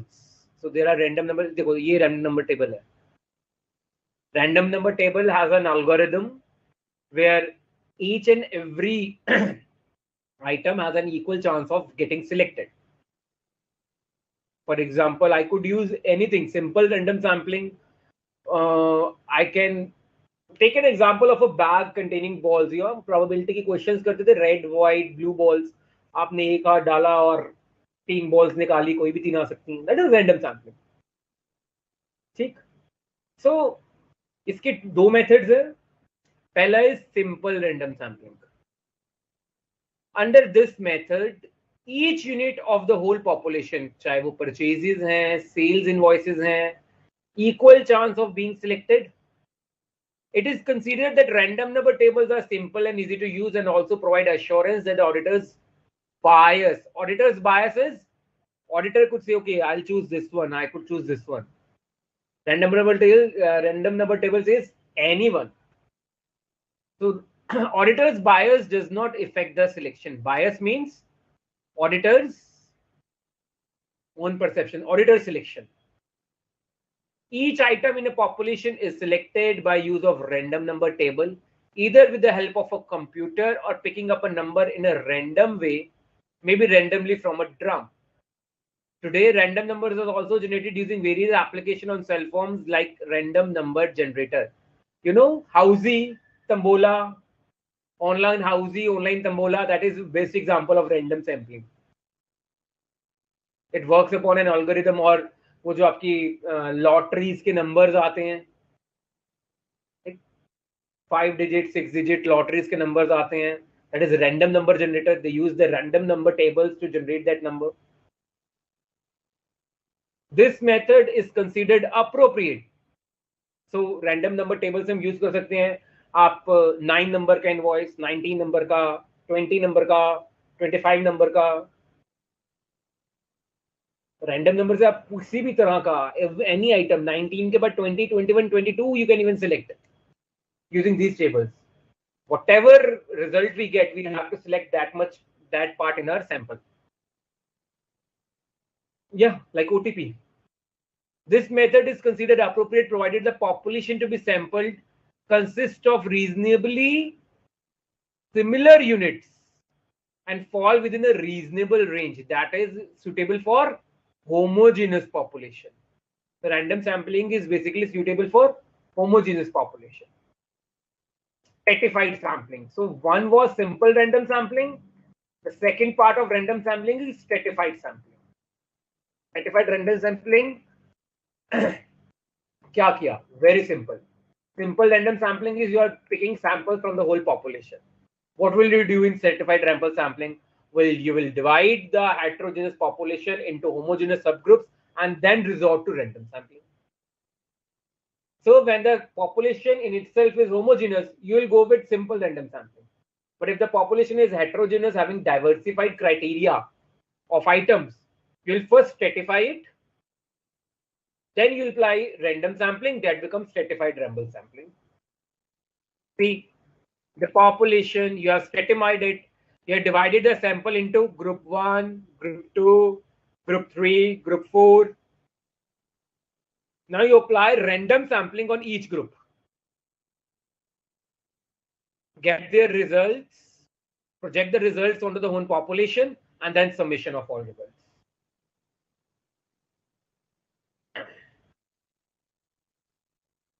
This method involves dividing the whole population to be tested in a few separate groups called strata and taking a sample from each of them. Each stratum is treated as if it was a separate population, and if proportionate of items are selected from each of these stratum. The number of groups into which the whole population has to be divided is determined on the basis of auditor judgment. You have to make 4 groups, 5 groups, and the stratum. How many stratum you need to make out of the population? It is completely based on auditor's judgment. The reasoning behind the stratified sampling is that for a highly diversified population, weight should be allocated to reflect these differences. This is achieved by selecting different proportions from each strata. Value weighted selection in the case of jewelry. It can be seen that the stratified sampling is simply an extension of simple random sampling. Therefore, we can say that random selection method is applied through random number generators, for example, random number tables. Normal random sampling. Example देखिए. Trade receivable balances may be divided into 4 groups. Balances in excess of rupees 10 lakh, balances in this range, balances in this range, balances in this range, and balances with rupees 2,25,000 and below. From these above groups, the auditor may pick up different percentage of items from each of the group. Now, all these are strata. This is my population, trade receivables. These are my 5 stratum.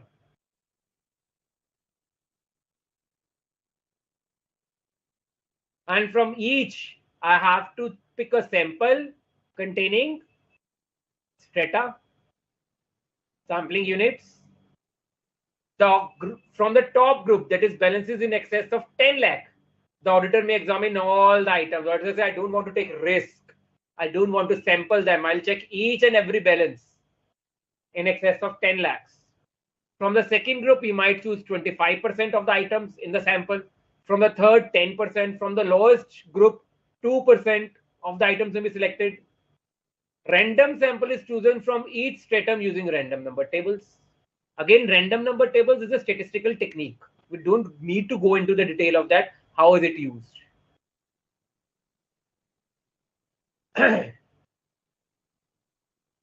Interval sampling or systematic sampling. What is this? We have done random sampling. Now we are at systematic sampling. Systematic selection is a selection method in which the number of sampling units in the population is divided by the sample size to give a sampling interval. For example, 50. So we have 5,000 units in the population. We divide it by 50. What do we get? Let us divide it by 100. We have 5,000 units in the population, 5,000 accounts in the debtor receivable, 5,000 invoices in the debtors file. We divide it by 100. We get 50. So we'll pick up every 50th invoice for our checking to be part of the sample. We are checking how invoices are made, what are the components of an invoice, are taxes being properly charged, GST is properly being levied. So for example, 50, and having determined a starting point within the first 60, each 50th sampling unit thereafter is selected. We could divide it by 1,000. If we want to go in detail checking, we could pick up every 5th invoice. So if we are picking every 50th invoice, we will have 100 invoices in our sample. Right? But if you're picking every 5th invoice, we'll have 1,000 invoices. That is a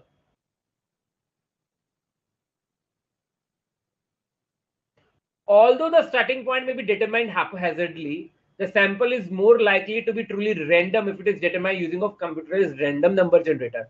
So what does random number generator says? It gives us a number in which whose multiples we have to pick up the sampling units. When using systematic selection, the auditor would need to determine the sampling units within the population are not structured in such a way that the sampling interval corresponds to a particular pattern in the population. For example, after every 51st invoice or after every 49th invoice, there is a pattern in the pattern file. After every 49th invoice, every 50th invoice belongs to party A. We have arranged our debtors files like that every 50th invoice belongs to party A. So in our sample, if we choose every 50th invoice, all 100 invoices would be of party. This would not be a true sample. Hence, if there is certain pattern involved, we have to make sure that the sampling units are not structured in a definite pattern. Then either we'll have to use a different method or we'll have to break that pattern. Think, if in a population of Mohit, auditor can check anything. I just take an example. He could check the invoice format is as per the GST compliances. GST number is improperly written on the GST invoice. Taxes, cost added, what costs are being added, how are the taxes being levied, taxes are being levied at the right percentage, is the invoice properly being raised? Any characteristic you could check. I'll just take an example, right? If in a population of branch sales, particular branch sales occur only as every 100 item and sampling interval is selected as hundreds. For example, you are auditing an organization and every 100th invoice is of a sales made from the branch. So now if you take up every 100th invoice from the sample, it will not give you any invoice made at the head office. All the invoices from the branch would be there in your sample, and your sample would correspond to sales at the branch and not at the head office. If you are projecting the results of that sample on head office sales, that will not give you true results. So we have to break apart that pattern. ठीक? That is interval sampling or systematic sampling. Monetary unit sampling, what is that? Value weighted selection. We have done this on the basis of value. Haphazard sampling. What is haphazard sampling? In which the auditor selects the sample without following a structured technique. So if you are using statistical sampling, haphazard technique is not preferred, because haphazard means in any manner anything out of that sample, that population. So basically it is used in non-statistical methods where auditor's professional judgment and experience is used. So he resorts to haphazard sampling. Haphazard sampling, haphazard as the name suggests, in any manner, has no structured approach, does not involve judgment, and does not even use the random number table. Anything. So sometimes even the auditor does not involve any judgment. Any sample, it could be any. We are solving a maths exercise or a questions from your study mat. Any two questions. Leave aside whether they are critical questions, whether they are practical questions, whether they are case study type questions. We are preparing for a chapter. There are MCQ questions. What would you do?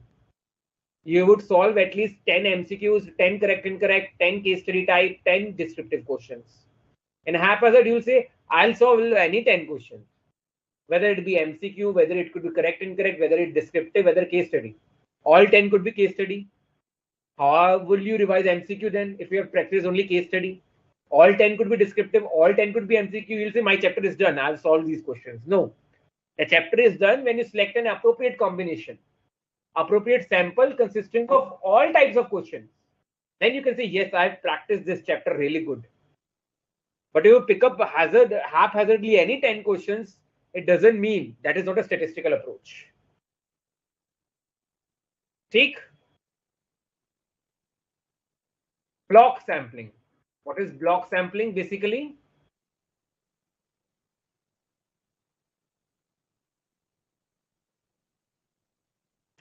This method involves selection of blocks of continuous items from within the population. Block selection cannot ordinarily be used in audit sampling because most populations are structured that items in a sequence can be expected to have similar characteristics to each other, but different characteristics from items elsewhere in the population. What is a block? For example, I have made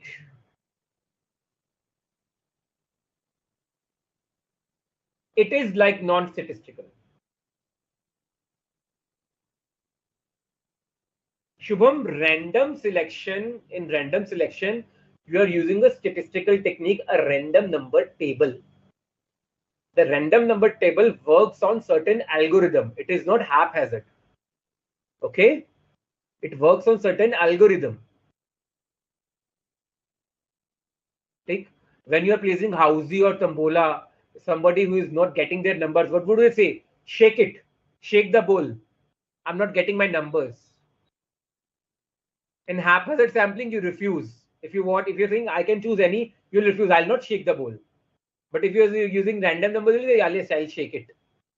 So each and every item has an equal chance of selection. I hope, Shubham, I'm clear. For example, this is a class.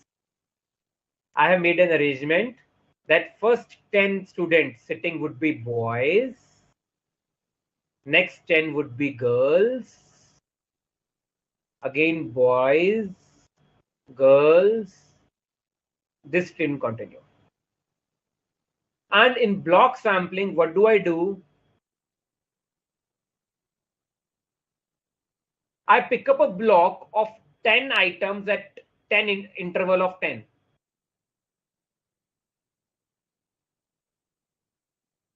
ठीक.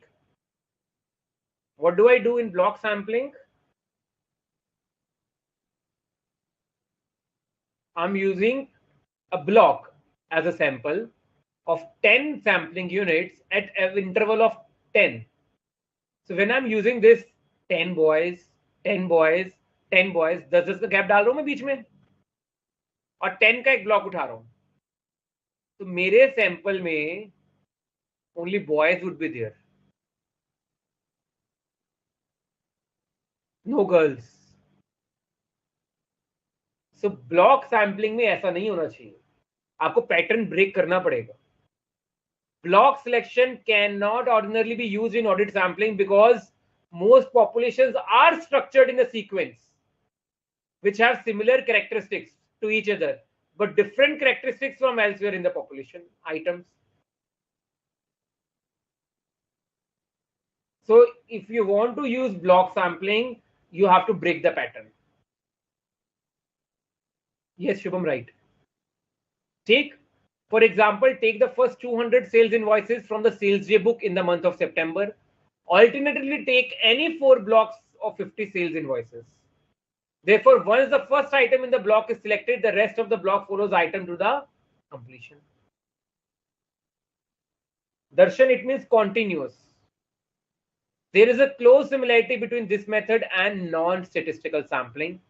Consequently, it has similar characteristics, namely simplicity and economy. ज़्यादा दिमाग नहीं लगाना पड़ता, तो judgment के basis पे आप कर सकते हो. On the other hand, there is a risk of bias if there is a certain pattern, and establishing a pattern of may be noted by the auditors. The block sampling is not usually used, not ordinarily used.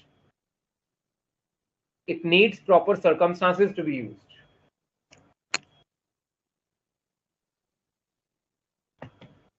ठीक, चलिए. We have done random sampling method, systematic sampling, monetary unit sampling, haphazard sampling, and block sampling. 1, 2, 3, 4, 5 methods of sample selection. Now coming to the concluding part, performing audit procedures. You have selected the sample, you have designed the sample, you have chosen the sample size. Now you have selected the sample. You have chosen the method which you would be applying to choose the sample.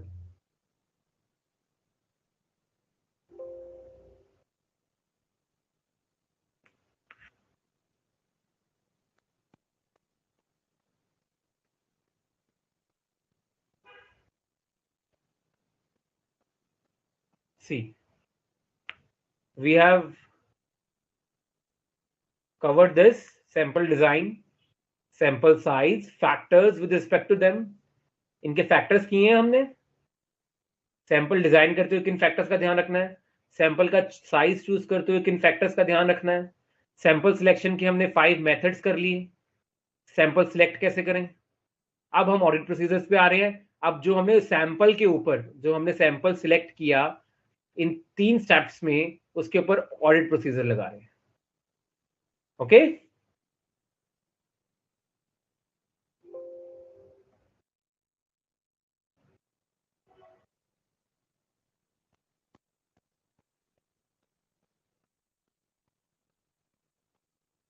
चलिए. The auditor shall perform audit procedures appropriate to the purpose on each item selected. If the audit procedure is not applicable to the selected item, the auditor shall perform the procedure on the replacement item. For example,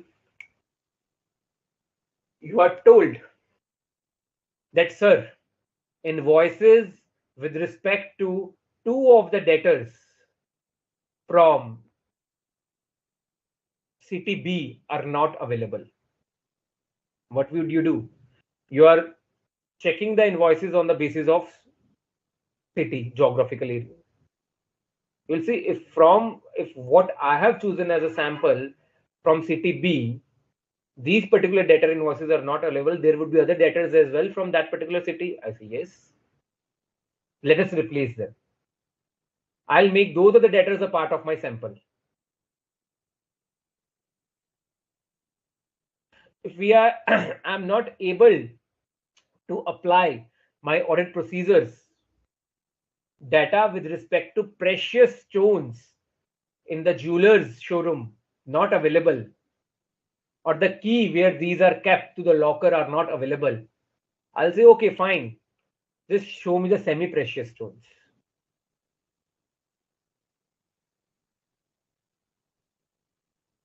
If my audit procedure is not applicable to the selected item, for example, I want to use a ratio,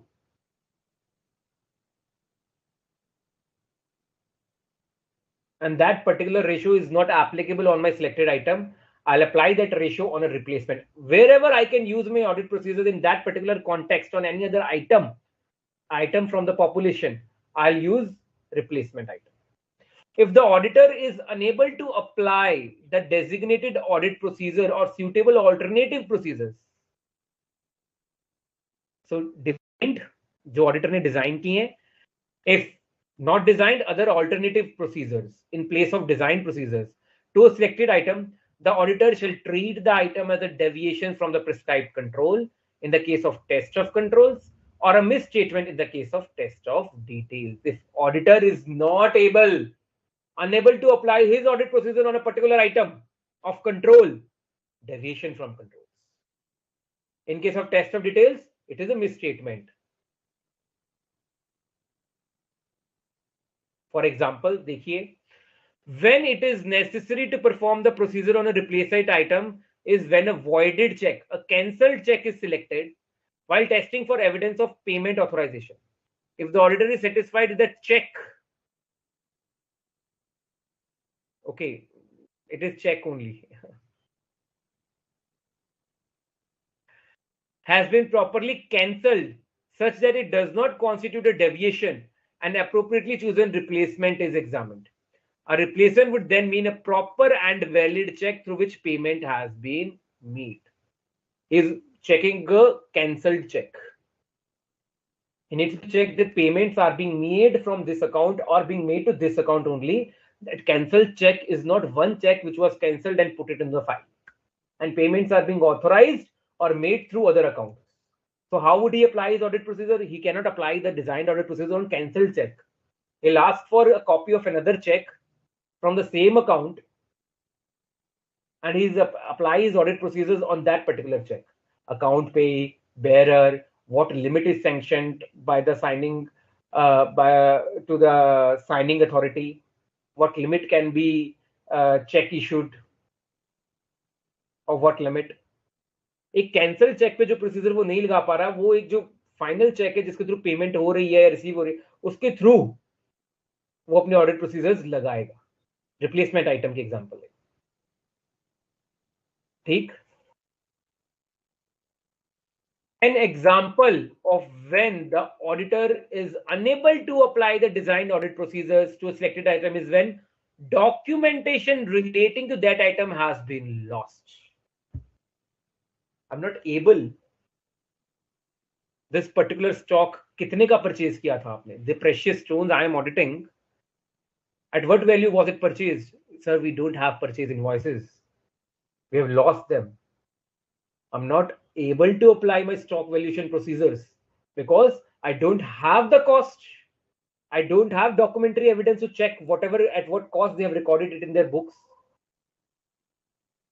If the documentation of sales is lost, like the sales order record, sales invoice, document for dispatch, then confirmation can be sought from the debtor as per SA 505. So this is an alternative procedure. If it is a cash sale, the cash book can be cross-verified for the existence of such transactions. So he is not able to apply the designed audit procedures because documentation relating to them has been lost. For example, sales case may they have lost the invoice. They can apply their audit procedures on replacement item. What it could be? It could be delivery note. It could be document of dispatch. If it is a credit sale, it can ask for an external confirmation from the person to whom it was sold. And if it was a cash sale, you can cross check it with the cash book. That is a replacement item. An example of a suitable alternative procedure might be the examination of subsequent cash receipts together with the evidence of their source and the items they are intended to settle when no reply has been received to a positive confirmation request. We ask the debtor, let us say Pathak ji. Pathak ji, are you there? Mohit was missing you.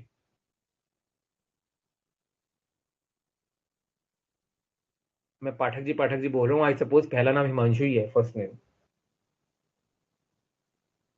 So Himanshu, are you there? Please allow us to use your name as an example. Right? So goods have been sold to Himanshu. Himanshu is our debtor. The auditor sent Himanshu a positive confirmation request. Mr. Himanshu Pathak, please confirm us that goods of rupees 1 lakh were sold to you in the month of March 2023.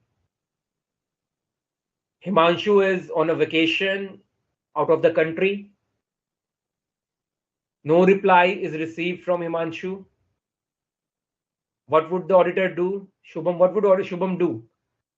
Shubham will check the cash receipts in the month of April 23, May 23, and check their source whether they have been recorded in the name of Himanshu for the sales made to Himanshu in installments. He can apply these alternative procedures or other procedures to go to his conclusion that yes, these are not fictitious sales.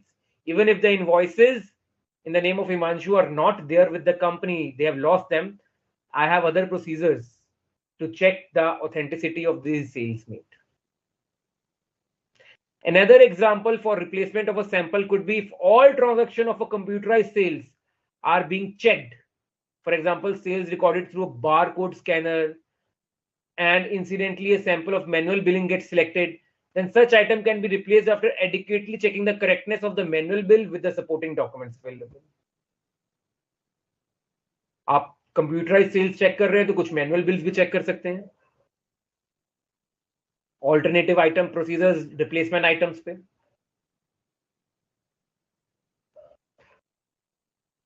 Himanshu did ask 1 or 2 questions in the starting of the session. I don't know when he went on vacation during the session only. Mohit, right? So these are the audit procedures the auditor has to use on the samples. Now, our fifth part, we have found deviations and misstatements. Deviations from the controls and misstatements from the test of details. In analyzing the deviations and misstatements identified, the auditor may observe that many have a common feature. For example, type of transaction, location, product line, or period of time, a common criteria.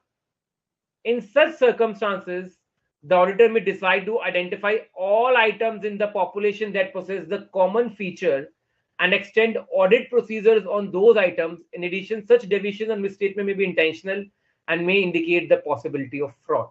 So auditor को अब जो deviations मिली है controls में से और जो misstatements मिली हैं, auditor उनको analyze कर रहा है. अगर तो intentional लग रहे हैं तो simply fraud है.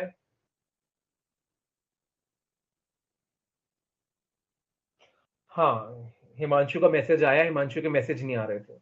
Yes, Himanshu, this message I can see yours. Now messages is visible. Himanshu, ये मैसेज मैं देख पा रहा हूँ. So guys, Himanshu is not on a vacation, right? He is here with us and he is studying seriously. So हम क्या करेंगे? जो भी deviations आई हैं, उनकी nature analyze करेंगे. Nature कैसे analyze करेंगे? They might have a common feature. For example, जितनी deviations थी वो CCTV कैमरास को लेके थी. जितनी deviations थी वो security access को लेके थी. जितनी deviations थी वो biometrics को लेके थी. तो एक पर्टिकुलर टाइप की कैटेगरी हो सकती है. जितनी misstatements थी सब misstatements सेल्स को लेके थी और वो सेल्स नॉर्दर्न रीजन में की गई है. कि जितनी मिसस्टेटमेंट्स थी वो सारी मिसस्टेटमेंट्स हमें थर्ड क्वार्टर में मिली हैं, अक्टूबर नवंबर दिसंबर में। तो ऑडिटर नेचर एनालाइज कर रहा है, उसका फिर उनको ग्रुपिंग कर देगा, ग्रुपिंग करके उनका कॉज दिखेगा कि क्या हुआ उन 3 महीनों के लिए जब सेल्स में डिस्टॉर्शंस मिली है, मिसस्टेटमेंट्स मिली है, उन 3 महीनों के लिए the person, the head of the sales department was on a long leave, or he was continuously on leave, he was not well, a sick leave or medical leave, and they were not able to handle the sales that effectively. Therefore, the auditor shall investigate the nature and causes of any deviations or misstatements identified and evaluate their possible effect on the purpose of his audit procedures on other areas of audit. In extremely rare circumstances, when the auditor considers a misstatement or deviation to be an anomaly, the auditor shall obtain a high degree of certainty that such misstatement or deviation is not representative of the population. एक मामूली छोटी सी गलती, anomaly, एक unintentional error. The auditor should obtain a high degree of certainty that this anomaly is not there. If it was there in the sample, it is not there in the population as a whole. For this, he'll perform additional audit procedures. Okay. What is anomaly? Anomaly may be defined as a misstatement in case of test of details, deviation in case of controls, that is demonstrably not representative of the misstatements or deviations in a population. For example, we can say आज के दिन आपका network थोड़ा weak है, या मेरा network थोड़ा weak है, you are not able to hear me properly और see me properly, watch me properly over here, और किसी और का XYZ किसी का भी नेटवर्क प्रॉपर है, but in every class till now the network has been really good. So that is an anomaly for today, an exception for today. If it happens on regular basis, then this is a serious problem. If it happens randomly or exceptional cases, that is an anomaly. So if there is any anomaly in the sample, the auditor has to make sure, obtain high degree of assurance that this anomaly is not representative of the population. ये छोटी सी गलती अगर सारी population में है तो it is not a good point, or it is not good for the client company. Anomaly छोटी सी, जैसे बोलने में आ रहा है ना anomaly, ऐसे छोटी सी एक एरर या मिस्टेक जो सैंपल के अंदर निकली है, पर हो सकता है वो बाकी के ना हो, ऑडिटर एडिशनल प्रोसीजर्स करेगा, राइट.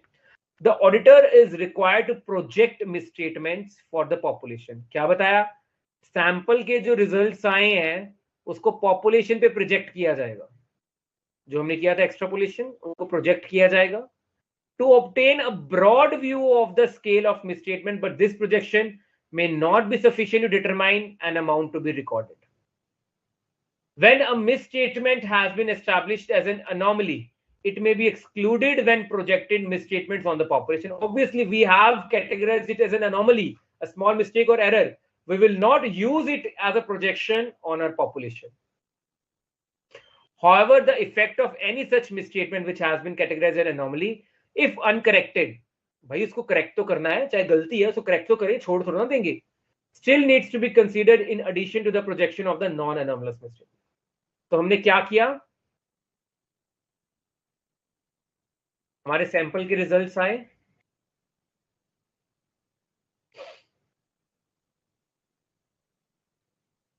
हमने प्रोजेक्ट कर दिए, अलग अलग सैंपल के रिजल्ट्स हैं ये, आउट ऑफ द पॉपुलेशन अलग अलग सैंपल्स के रिजल्ट्स हैं ये, हमने सारे प्रोजेक्ट किए और इनका समेशन किया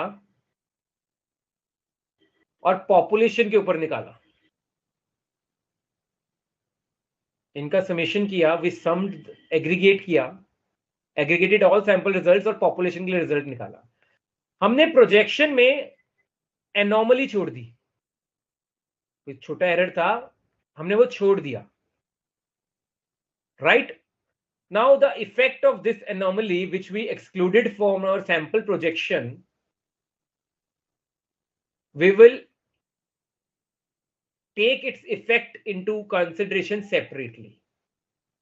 और पॉपुलेशन के ऊपर इन दोनों का इफेक्ट प्लस किया जाएगा, जो नॉर्मल हमारे रिजल्ट से प्लस एनॉमली का क्या इफेक्ट है इसको सम किया जाएगा, एग्रीगेट किया जाएगा, तो हमारा टोटल रिजल्ट्स ऑन पॉपुलेशन निकलेगा. If anomaly uncorrected and the summation of other projections, it would be summed up to get correct view of the projection.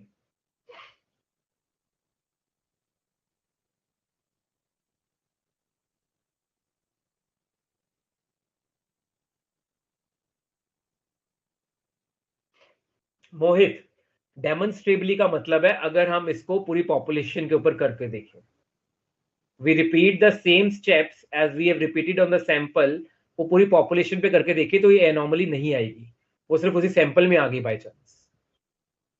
ठीक है, अगर हम पॉपुलेशन पे करके देखें. Yes, Darshan, you're right. Anomaly is an exceptional matter. For test of details, the auditor shall project misstatement found in a sample to the population for a test of controls. No explicit projection of deviations is necessary since the sample deviation rate is also the projected deviation rate for the population as a whole. So for test of details, we need to project results, but for test of controls, we are seeing them, we are checking them. We are observing it. There is no need of projection. You know, test of details involve financial figures, formally mathematics. Test of controls is something which is observational. So whatever we have obtained from the samples, we would report it in our audit report. There is no need to project it on what we have obtained from 10 cameras. Now we'll project it on 50 cameras. We know that whatever 10 cameras have given us, 50 cameras would be the same. But in case of test of details, we need to project it because that involves monetary values and financial figures. Darshan, there is no such thing of replacement item for an anomaly, right? We just exclude the anomaly. There is an exceptional small error. We just exclude it, calculate its effect. If any effect it will have upon the projections. We keep the projection separate. We'll keep the effect of anomaly separate.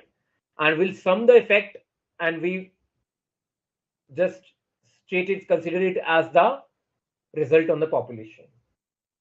Okay, Darshan. Now, while evaluating results, the auditor shall evaluate the results of the sample and whether the use of audit sampling has provided a reasonable basis for conclusions about the population that has been tested. Sampling का कुछ benefit हुआ या नहीं हुआ.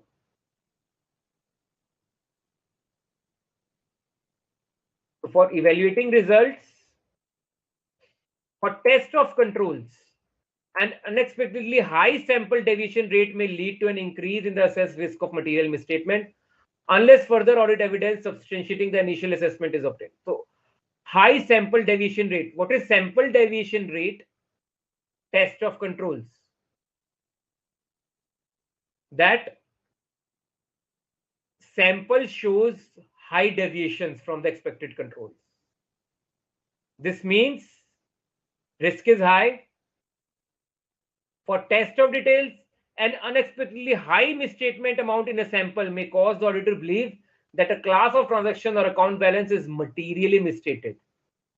In the absence of further audit evidence that no material misstatement exists. अगर आपके पास कुछ और प्रोसीजर्स या फर्दर ऑडिट एविडेंसेस नहीं है दैट ऑल्दो सैंपल के अंदर मिसस्टेटमेंट हाई निकली है, बट जब हमने पॉपुलेशन में प्रोजेक्ट किया misstatements were not that high, you have audit evidence on that aspect, फिर ठीक है. पर अगर आपके पास ऐसा कोई ऑडिट एविडेंस नहीं है तो अगर हाई डेविएशंस है सैंपल के अंदर कंट्रोल्स की, हाई मिसस्टेटमेंट्स हैं डिटेल्स के अंदर, then this means that there are deviations and there are material misstatements. In the case of test of details, the projected misstatement plus anomalous misstatement if any, is the auditor's best statement or estimate of misstatement in the population? Auditors estimate that इस population में कहां कहां क्या क्या problems है, पूरी population को लेके auditor अपनी view दे सकता है. Best estimate of the misstatement in the population. Now, when the projected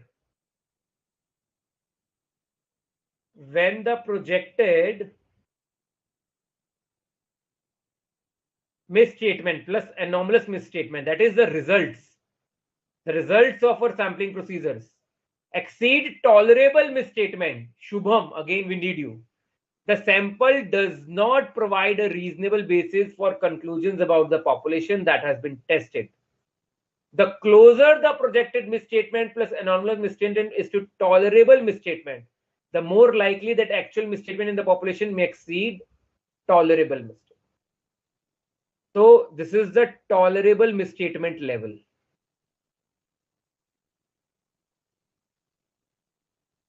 This is our actual misstatement level. The closer it is to the tolerable level, higher chances that it will surpass it. Higher chances it will surpass it.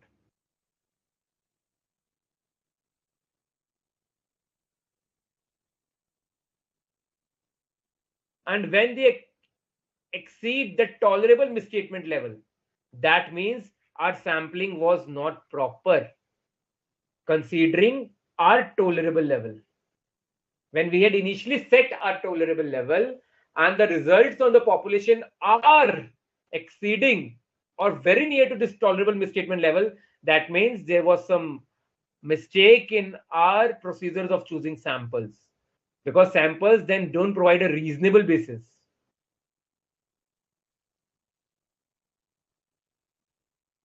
If the projected misstatement is greater than the auditor's expectations of misstatement used to determine the sample size, the auditor may conclude there is an unacceptable sampling risk that the actual misstatement in the population exceeds. The auditor concludes sampling risk बहुत बढ़ गया है, unacceptable है.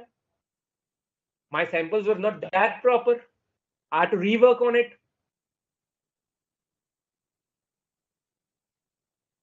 Considering the results of other audit procedures. So in other audit procedures, apart from sampling, auditor may assess the risk of actual misstatement in the population exceeding the tolerable misstatement. Then the risk may be reduced if additional audit evidence is obtained. In case the auditor concludes that audit sampling has not provided a reasonable basis for conclusions about the population, the auditor may request management to investigate misstatements that have been identified and the potential for further misstatements. I'll ask the management to investigate into this.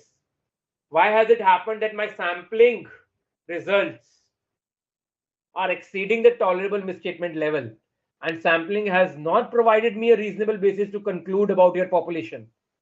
I request you to investigate into this matter, how and why this has happened, and further to make necessary adjustments to his audit program to achieve the desired level of required assurance. For example, in case of test of controls, he may increase the sample size, test an alternative control, or modify related substantive procedures related to that control. Now, the auditor will also have to rework, perform additional or alternative procedures. ठीक? This was your chapter of audit sampling.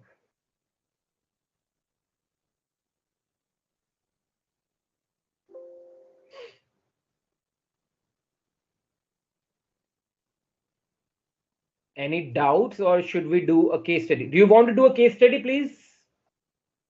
Let me know. You guys want to practice a case study, or you just want to clear your doubts? Whatever you like, I'll go with that.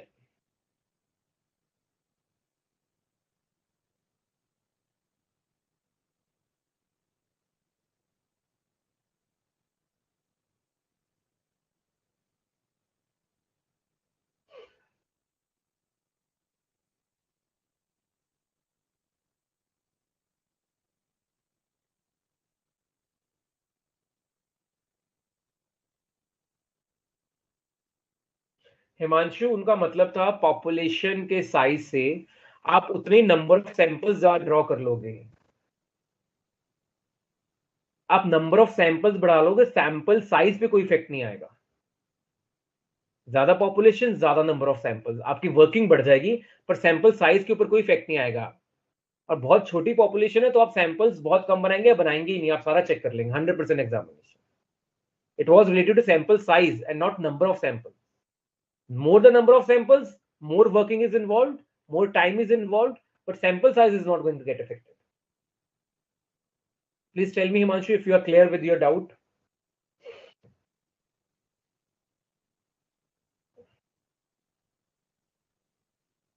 Any more doubts, please, or should I proceed further with the case study?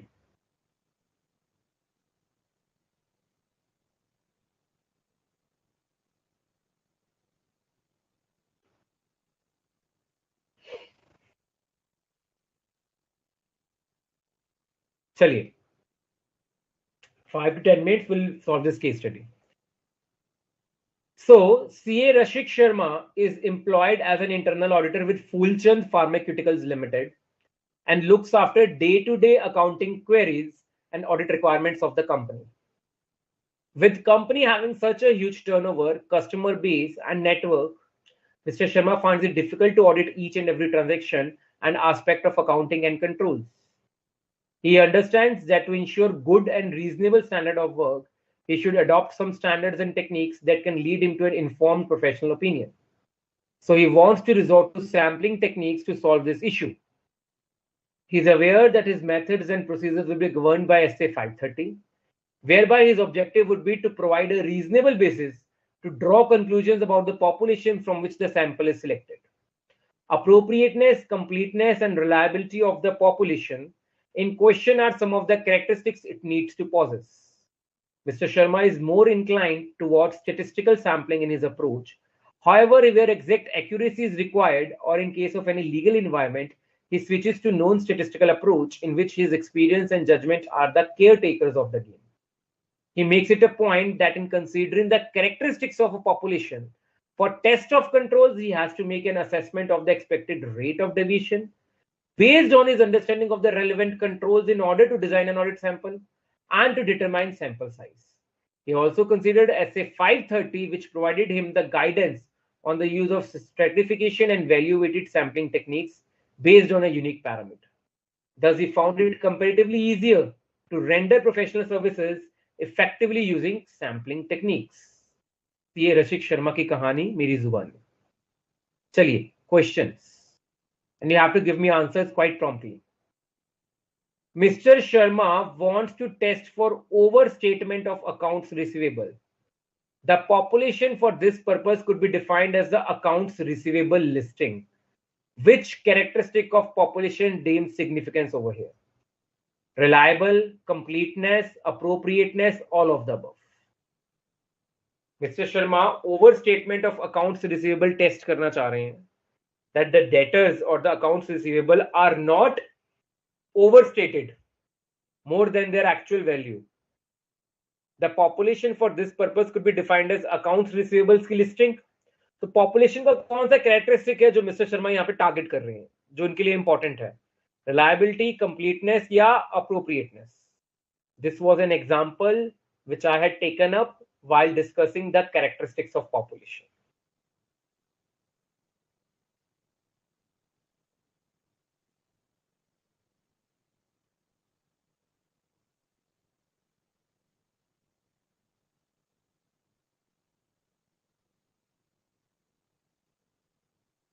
ये लीजिए, appropriateness. If the auditor's objective were to test for overstatement of accounts receivable, the population could be defined as the accounts receivable listing. This was example we did an appropriateness. Relevant, right? Relevant. Relevance क्या है यहाँ पे? This accounts receivable listing is the relevant population for our purpose. चलिए next. Mr. Sharma selects sales of March, June, and September as samples in the previous years as different from what is selected during the last year's audit. He is using statistical sampling, non-statistical sampling, periodic sampling, stratified sampling. So what is Mr. Sharma doing? उन्होंने मार्च, जून और सितंबर की sales में से samples उठा लिए, जो उन्होंने उससे पिछले साल कुछ और सैंपल्स उठाए थे अलग मंथ्स के. तो वो कौन सी तरह की सैम्पलिंग यूज कर रहे हैं? Statistical, non statistical, periodic, stratified.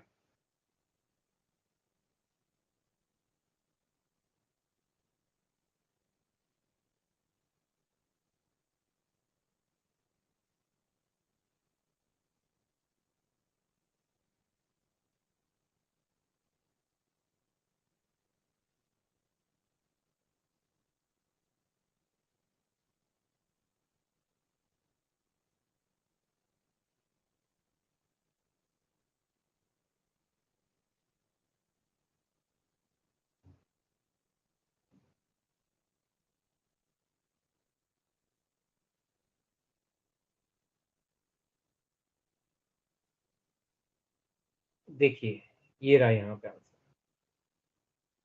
The auditor on the basis of his personal experience will determine the size of the sample and expressed in terms of number of pages of personal account. For example, March, June, and September may be selected in the year one, and different months will be selected in next year.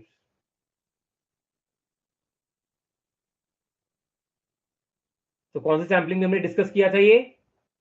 Non statistical sampling में. The answer is B. Good Bhumika, Darshan. Next question. Which of the following factors can be a deciding criterion to use a desired sampling method in the above case scenario? So in this question, what is the criteria on the basis of which non-statistical sampling was selected? Auditor's judgment, population size, sample size, auditor's remuneration. Very good, Darshan, very good. Quite simple question. The third answer is A. Non-statistical sampling आपका answer आ गया, तो again auditor judgement ही आ गया. Criteria. I suppose Darshan has the fastest network available within. In considering the characteristics of the population for test of controls, Mr. Sharma finds that the accepted rate of deviation is unacceptably high. Hence, good Himanshu, Bhumika, Guduri. In considering the characteristics of the population for test of controls, Mr. Sharma finds the accepted rate of deviation is unacceptably high. Hence, he would decide to. इसमें मुझे query भी आई थी. Mister Sharma देख रहे हैं जो rate of deviation है controls का वो अनएक्सेप्टेबली हाई है, उन्हें पता लग चुका है. What would he decide then? He'll perform test of controls, he'll not perform test of controls, he'll perform extensive test of controls, he'll withdraw from this engagement. Good, Darshan, good. Darshan is on a spree today. Winning spree. इसमें मुझे query भी आई थी, why so? I'll wait for some more answers before I proceed to the next question.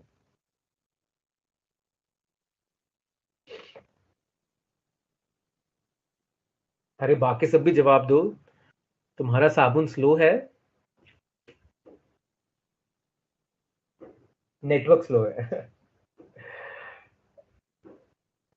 Good, Himanshu, good. I think, Himanshu, you were the one who asked me this question coming out of your vacation. No, the answer is B. He'll not perform test of controls. चलिए. Stratification of population under audit improves audit efficiency. When Mr. Sharma performs test of details in the above case, he would stratify the population by. So what is Mr. Sharma doing in test of details?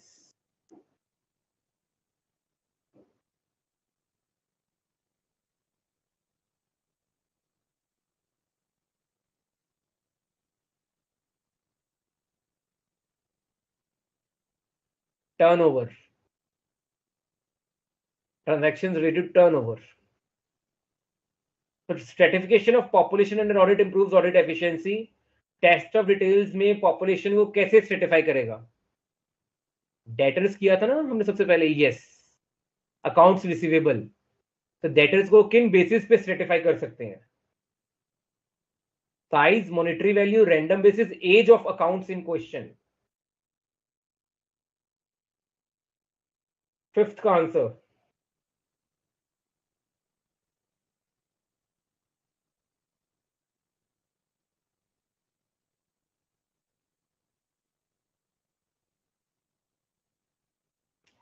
Yes, yes, good Darshan, good Himanshu. The answer is B, monetary value. Sixth, which of the following is not a source of risk that would materialize if CA Sharma deviates from his preferred sampling method and proceeds with another method as required by law as told in the above case?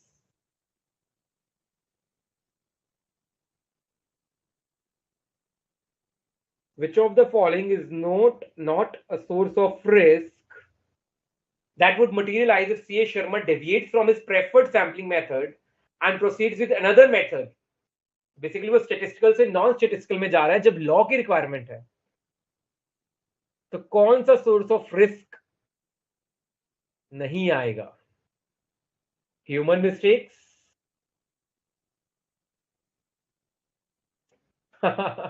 Shubham, you are a budding knowledge gaining auditor, right? Knowledge gaining auditor. You are a fictional auditor. We had not given you any certificate. You are an auditor in process. Good Darshan, good, very good. Good Suraj. The answer is D, because non-statistical के ये सब sources हैं. Human mistakes, misinterpreting sample results, applying audit procedures not appropriate to the objective of the audit. देखिए, किया था हमने, ये सब है ना यहाँ पे. Human mistakes, sources of non-sampling risk. So non-sampling risk के ये सब थे sources, और ये none आएगा आपका answer. Good Himanshu, good Suraj. Which of the following factors is CA Rashik Sharma considering in determining the sample size for the test of control? Projected error, tolerable error, expected error, both tolerable and expected error. Okay, come on. Answer to seventh question.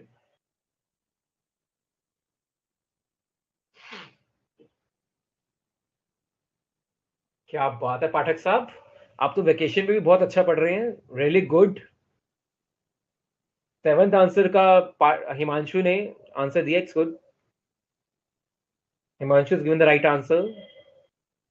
Darshan, what happened to your network? Himanshu overscored you. Good Shubham. See Shubham, I told you, you are a learning auditor. You gave the right answer this time. Varsha is right. Darshan, last में आके गड़बड़ कर दी. You gave the wrong answer. The answer is both tolerable error and expected error. So he has to compare them, no? What he expects, and on the basis of his expectations, he sets up his tolerable level, and then finally compares the tolerable error with the actual error.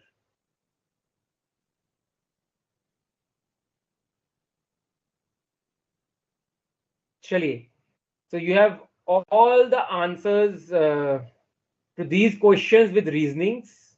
Okay. Please, when I give you the answers, I upload the case study with answers. Please do not pay attention or ignore these page numbers, because study material keeps on getting updated and it might be relating to some older version of study material. So don't get confused by the page numbers, just your questions, answers, and the reasoning part. So guys, that was chapter 7 for you. I hope you understood it really well. If there are again certain queries still left unanswered, I'll suggest you to go through your study mat questions, examples. I'll be uploading the notes by tonight or by tomorrow morning, along with this case study. The notes as well as this practical case study with answers. So you may go through the notes as well and practice this case study again at home after studying in detail the chapter. Right? Any more queries, or we may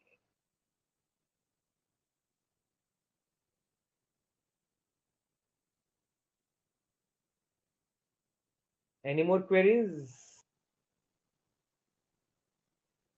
Okay, great.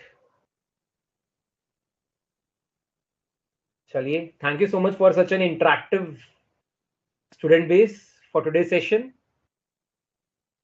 Good night to each and every one of you, and we'll meet you day after tomorrow on Thursday with the next chapter, chapter 8 on analytical procedures. Take care till then. Goodbye, everyone. Good night.